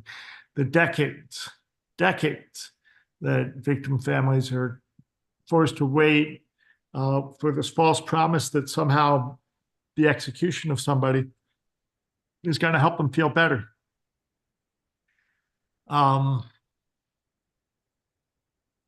Everybody's got their own way of dealing with these things, but what we do know from multiple people who have experienced this as victim family members, waiting for the execution, seeing the execution happening, and then coming back around and saying, you know what, in the retrospect, in the aftermath, it didn't help. But it's a false promise that is sold to people, and often, so often, a rug yanked out from under them in the last days. That did not happen in this case. But in any case, we're gonna hang on here for a little while and see if we're joined by anybody who was part of the witnessing crowd. And so if that happens, then of course we'll hear from them, and that could be any time now. And if it doesn't happen, then we'll catch what they're saying to the media, if anything. I'm sure that Sister Helen herself will have a statement at some point, probably on her own channels. So that's our situation at this point, is standing by to see if we can hear from anybody that was in the prison at the time.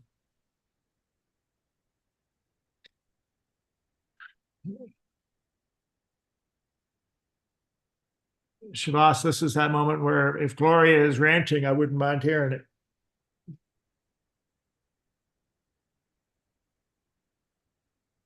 Folks out of gas. Starting to pack up. It's got to be 40 degrees, 38. You Southerners. Yeah, Southerners. Just like 80 yesterday.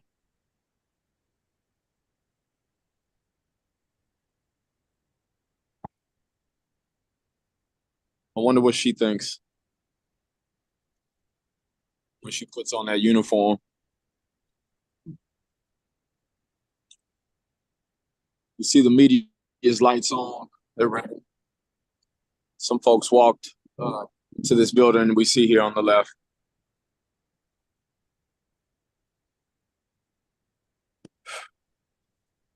So my deepest gratitude to you all. How far we had to be here tonight.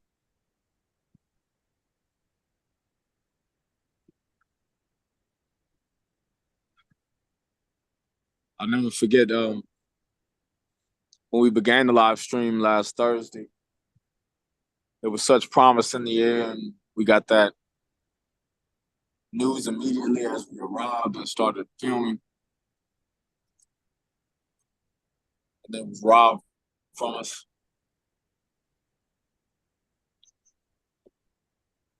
I have a note from Carmen, who's with Sylvia, saying that they're waiting for word from the chaplain. And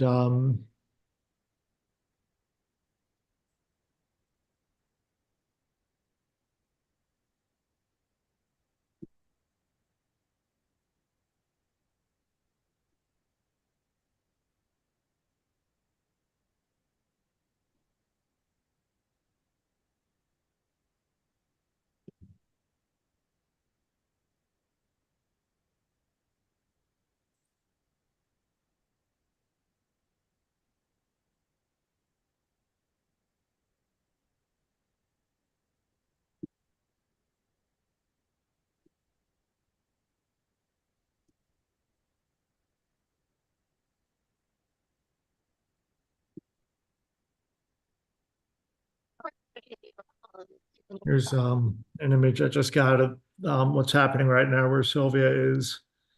This is a still image from some hospitality house that where the families of prisoners are there's space for them to hang out. So that's just moments ago.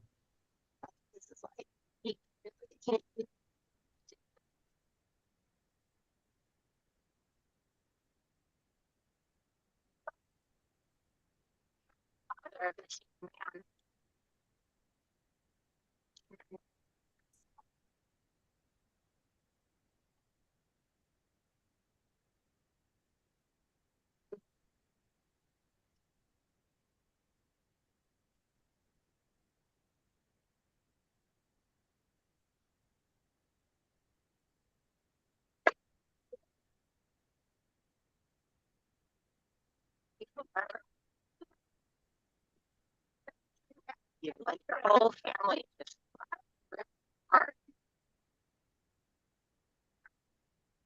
Always were best friends. So,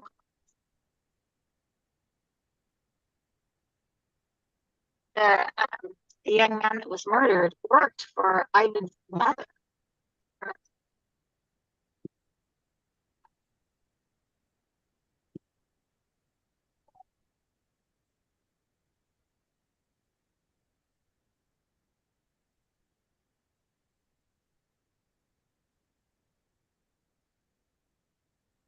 They usually these murders, they always the family.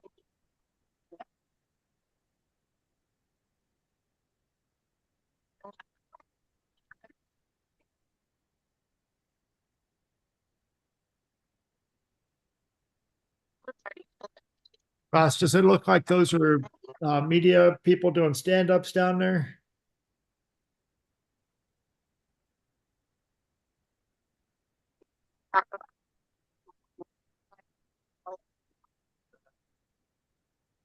I'm gonna guess that's what it looks like from afar.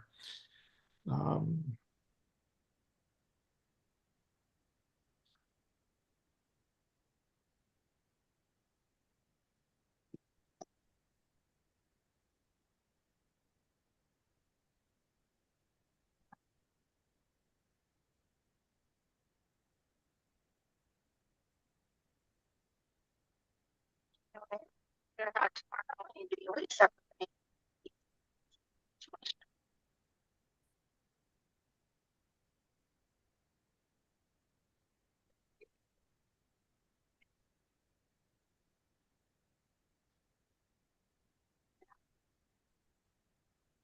You know, they listen to the podcast where the dad doesn't believe it.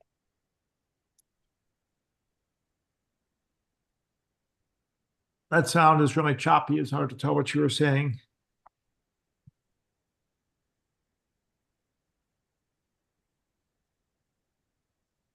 Brandon, maybe we got another tune while we're waiting.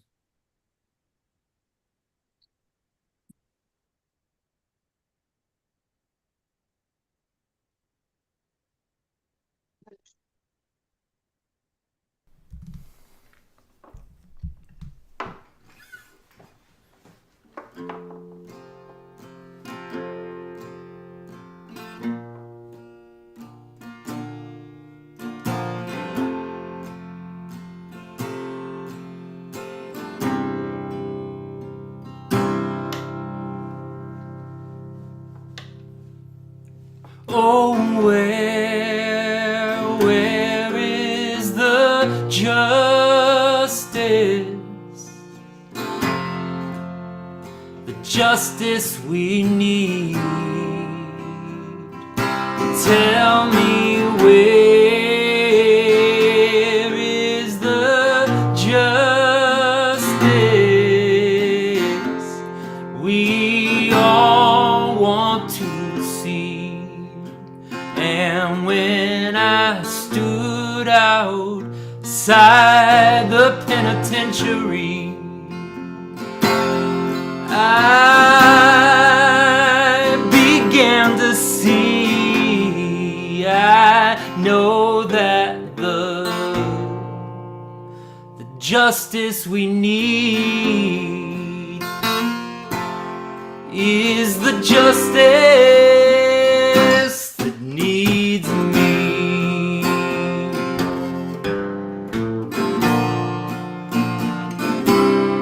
Oh, where is the healing?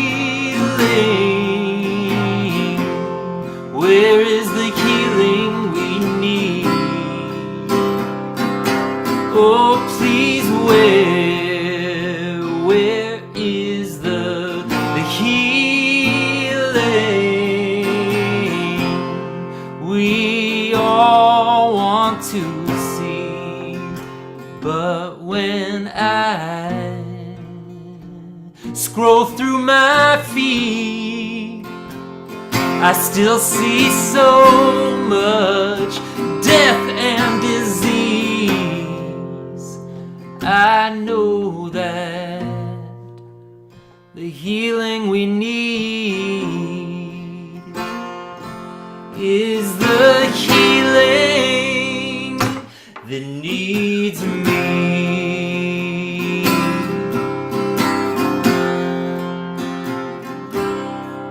Please, where is the peace?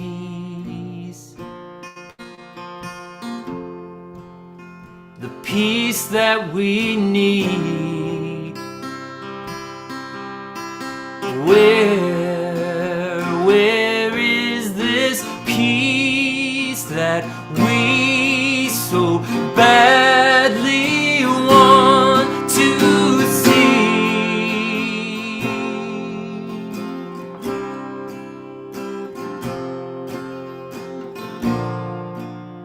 Tonight we all sleep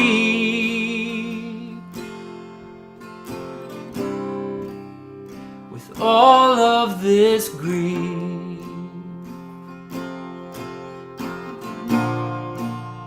Tonight we all sleep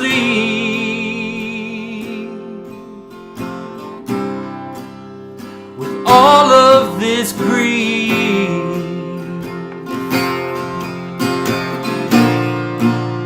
Tonight we all sleep with another killing on these streets. Tonight we all sleep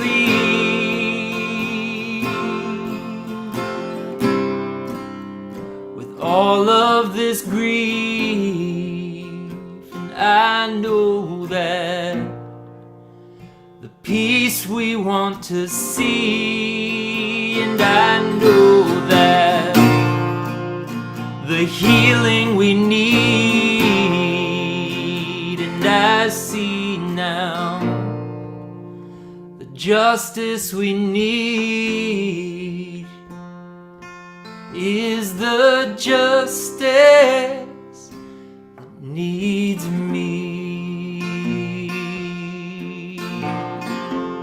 And you and me, and you and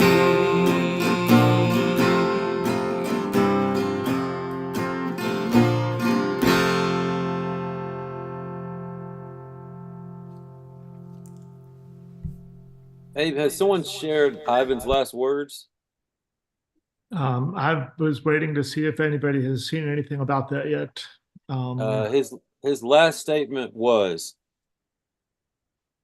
"I'd like to address the Kitchens and Mosqueda families. I want you to know that I never killed James and Amy. And if I did, if I knew who did, you would have been the first to know any information I would have had that would have helped to bring justice to James and Amy. I would have shared. I want you all to know that I don't think that this situation here will bring you closure if it does. If this is what it takes, or have any reservations off in your mind, if this is what it takes or have any reservations off in your mind, then so be it. This is not going to help you guys, and I want you to know from me that it never occurred. No, I want all of you to know I did not kill James and Amy, okay? Now that I have addressed them, I would like to address and thank my attorney, Gina Bunn. I'd like to thank my mom, Sylvia Cantu, Matt Duff, and Michael Frazier, and of course, Sister Helen. Everyone that came to my rescue to help me, including my family and my friends and my supporters. Everyone that blessed me to be in this position, and it was an honor to work with all of them. But I would especially like to thank Matt Duff for believing in me and digging deep and unraveling the case that he did to prove to the world that I did not belong on this gurney. To keep up the fight and to keep searching and doing what needs to be done to find all the answers and bring closure to the truth to the Kitchens and Mosqueda family. Last, I'd like to close by telling Michael that I love her and I will always be with her. Matthew 6:21. I love forever. That's it. That's all I got to say. Warden, I'm ready. And can you post a link to that in the chat, please? Sure. I'm hearing got a message from Carmen, who is with Sister Helen. Helen is obviously sharing what she saw with Sylvia, Ivan's mother. So we'll see if we get any further information on that. And if we don't in another minute or two, then we'll wind this down. So, Brandon, if you want to be ready for a final song to close us out, that would be. Nothing yet, Abe. What's that? Nothing yet. The press is doing their video. Yeah, I don't think Shabazz. Shabazz, can you hear me? I don't see your Do you want to turn on do you want to reverse your camera so we can see you? There we go. It sounds like from Sylvia is with Helen, and they are probably in the. Oh, there's Susan sitting right with them, huh? I didn't see them before. Who's that? So Sylvia is with Helen Prejean. I presume that they're in the hospitality house. Uh-huh. What are we hearing? So anyway, Shabazz, any final thoughts from you? For all of you that are here this evening to witness yet another murder, another killing, I invite for you to save your coins and clear your schedule in the summer when we hold our Starving for Justice Vigil. I want to meet you. I want to feel you. I want to hear you. I want to see you. It's Melissa. Ivan's words were powerful. An innocent man will take his innocence to the grave.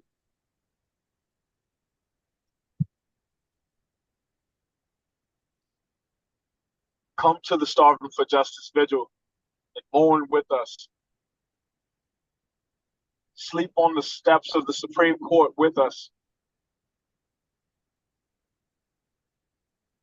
Listen to Suzanne. Listen to Chuck. Listen to Charles. Yep. Listen to Roderick. Listen to Dr. Jeff Hood. And know why we do this. An innocent man was taken from us. There was never anything such as fair or due process.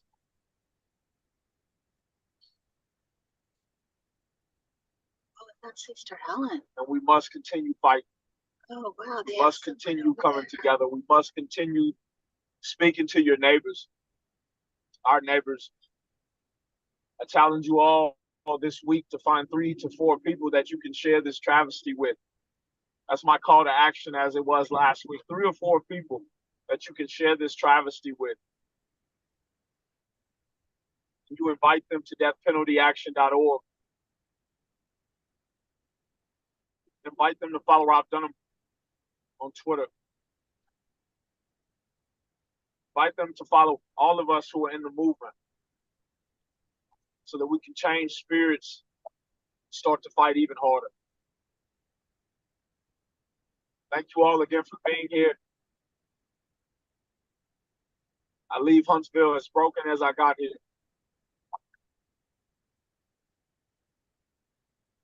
That's all I got. Thank you, Shabazz.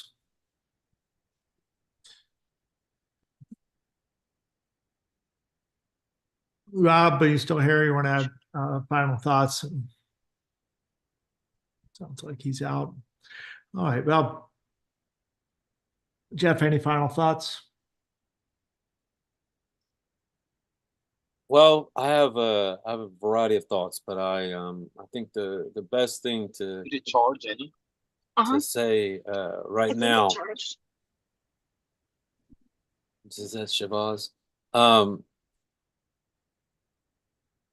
The best thing to say right now is that the struggle continues. No matter what you thought about Tom Creech, no matter what you thought about Ivan Cantu, no matter what you think about any of these guys, the fight continues. And, I think we leave here with a new burden, continuing burden. Seems like every time we go through one of these executions, the burden grows. So let's keep fighting. Let's pray that Ivan Cantu will be the last person executed in this country. Amen. I see Violet is asking in the chat to ask how we can help and protest. She lives near Washington, D.C. Shavas mentioned the annual fast and vigil to abolish the death penalty, which takes place on the sidewalk in front of the U.S. Supreme Court every summer. From those who do the whole thing arrive in D.C. by June 28th and plan to leave on the 3rd. It's 4 days. I'll put a link in the chat for the Abolitionist Action Committee. It's just abolition.org. And of course, if you're on the Death Penalty Action email list, which I encourage everybody to go to deathpenaltyaction.org, sign a petition for Michael Smith. He's next in line. His clemency hearing is next week, March 6th. So we need to build up that petition in order to present it to the clemency board, the Oklahoma Pardon and Parole Board, Michael Smith, and that is another person who Jeff Hood is spiritual advisor to. So if that execution happens on April 4th, he, of course, will be in the death chamber with that. But hopefully the legislature in Oklahoma will halt that. So it is not about the promises you make. It's about the promises that you keep. And I want to, as Shavas did, invite everybody to make a promise to yourself to keep standing up in opposition to these executions and to do whatever we can to reach more people and invite them to action as well. And with that, I want to thank Brandon Pfeiffer for being our troubadour once again, and invite you, Brandon, to offer any closing thoughts and take us out for the evening. As always, it's an honor to stand with each of you. So thank you all for being here.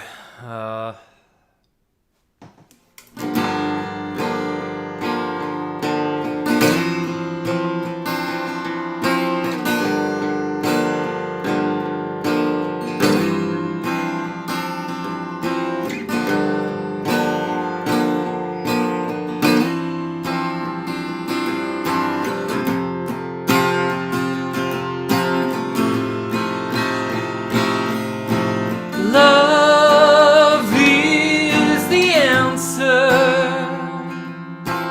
Love is the answer. I know it's been said so many times before, but it's not time to close the door on. It's been said so many times before, but it's not time to close the door on love.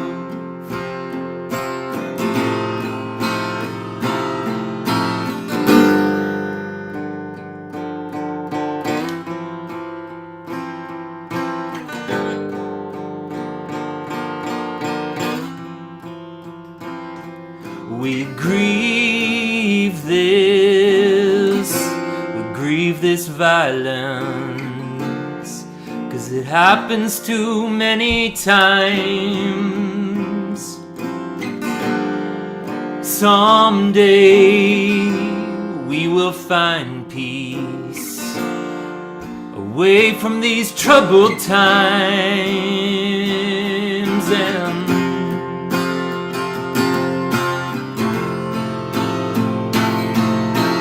love is the answer.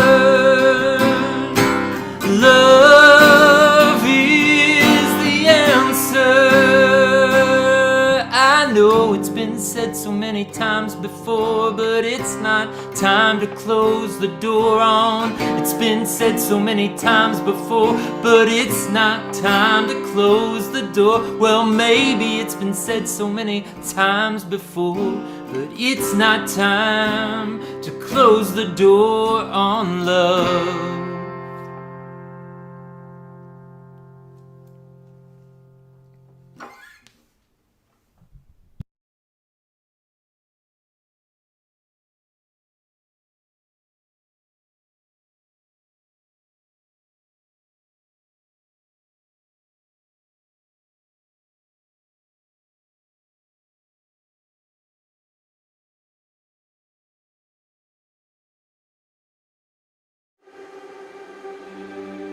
Well, I had a brother that was on death row back in 1994. He spent 16 years on death row.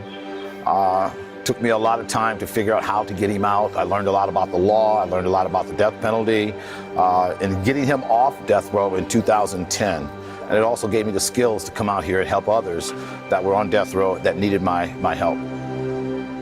Death penalty drove me crazy, but it's a crazy goodness because I learned so much about the law. Governor Strickland took him off death row based on an innocent claim. They gave him life without parole, and I've been fighting life without parole for the past 12 years.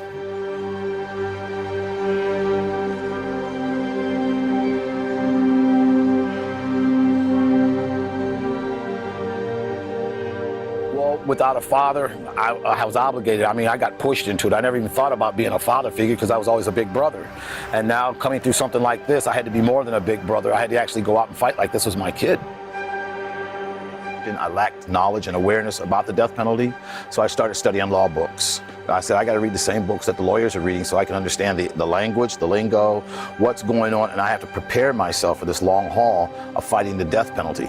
And I tell people I wasn't educated by Ohio State. I was educated by the state of Ohio. There's no rules in this game, and there's no manual that you can go how to fight the death penalty.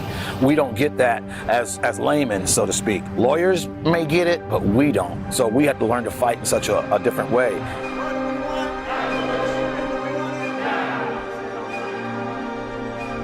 We're here today with our message, standing in solidarity as a people. This is what democracy looks like! This is about my 5th time coming down here, and each time there has been an execution.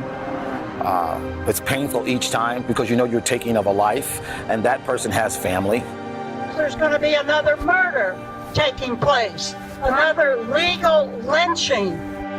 I think about the people, the workers on the other side. I mean, we over here, we're witnesses, we're abolitionists, we're against it, but those on the other side are part of it. In order to sit on a death penalty case, you have to be for the death penalty. So imagine you've got 12 people sitting there that's for the death penalty. You're most surely going to be convicted because the prosecutor is for the death penalty. So he's using you to make sure he gets a conviction. It's like you're going up against a lynch mob. What do we want? Abolition. When do we want it? Now. What do we want? Abolition. We must abolish the death penalty. The racism of this nation draws a direct line from slavery to Jim Crow to mass incarceration to the death penalty. And the death penalty is, simply put, a legalized modern-day version of lynching. And when you look at the government, see, they're killing in the name of the church. And that's why we've taken our fight to the church. That's why we've asked the pastors to come out. This is wrong. This is thou shalt not kill. Indeed, the death penalty can only be abolished when the bloodthirsty among us, the church, lose our addiction to death and murder. we're in a space where we have a Supreme Court that doesn't care. The rails have been greased to the death chamber, and that's what we're seeing now. We must not allow this wicked system to shed any more blood in our names. God gave us life. It's sacred. How can you take away anybody's life when you would not want that to happen to you also? Are you fatigued by any of this? Yes, I'm beat down. You know, I started this at the age of 34. I'm 64 now. And, you know, so many things have happened, but they didn't think it was going to get this far, this deep. They don't think families, poor families such as myself, the Reeds, the Joneses and those folks, they don't think we're going to come out and fight. How could we? How would we know how? They all deserve life.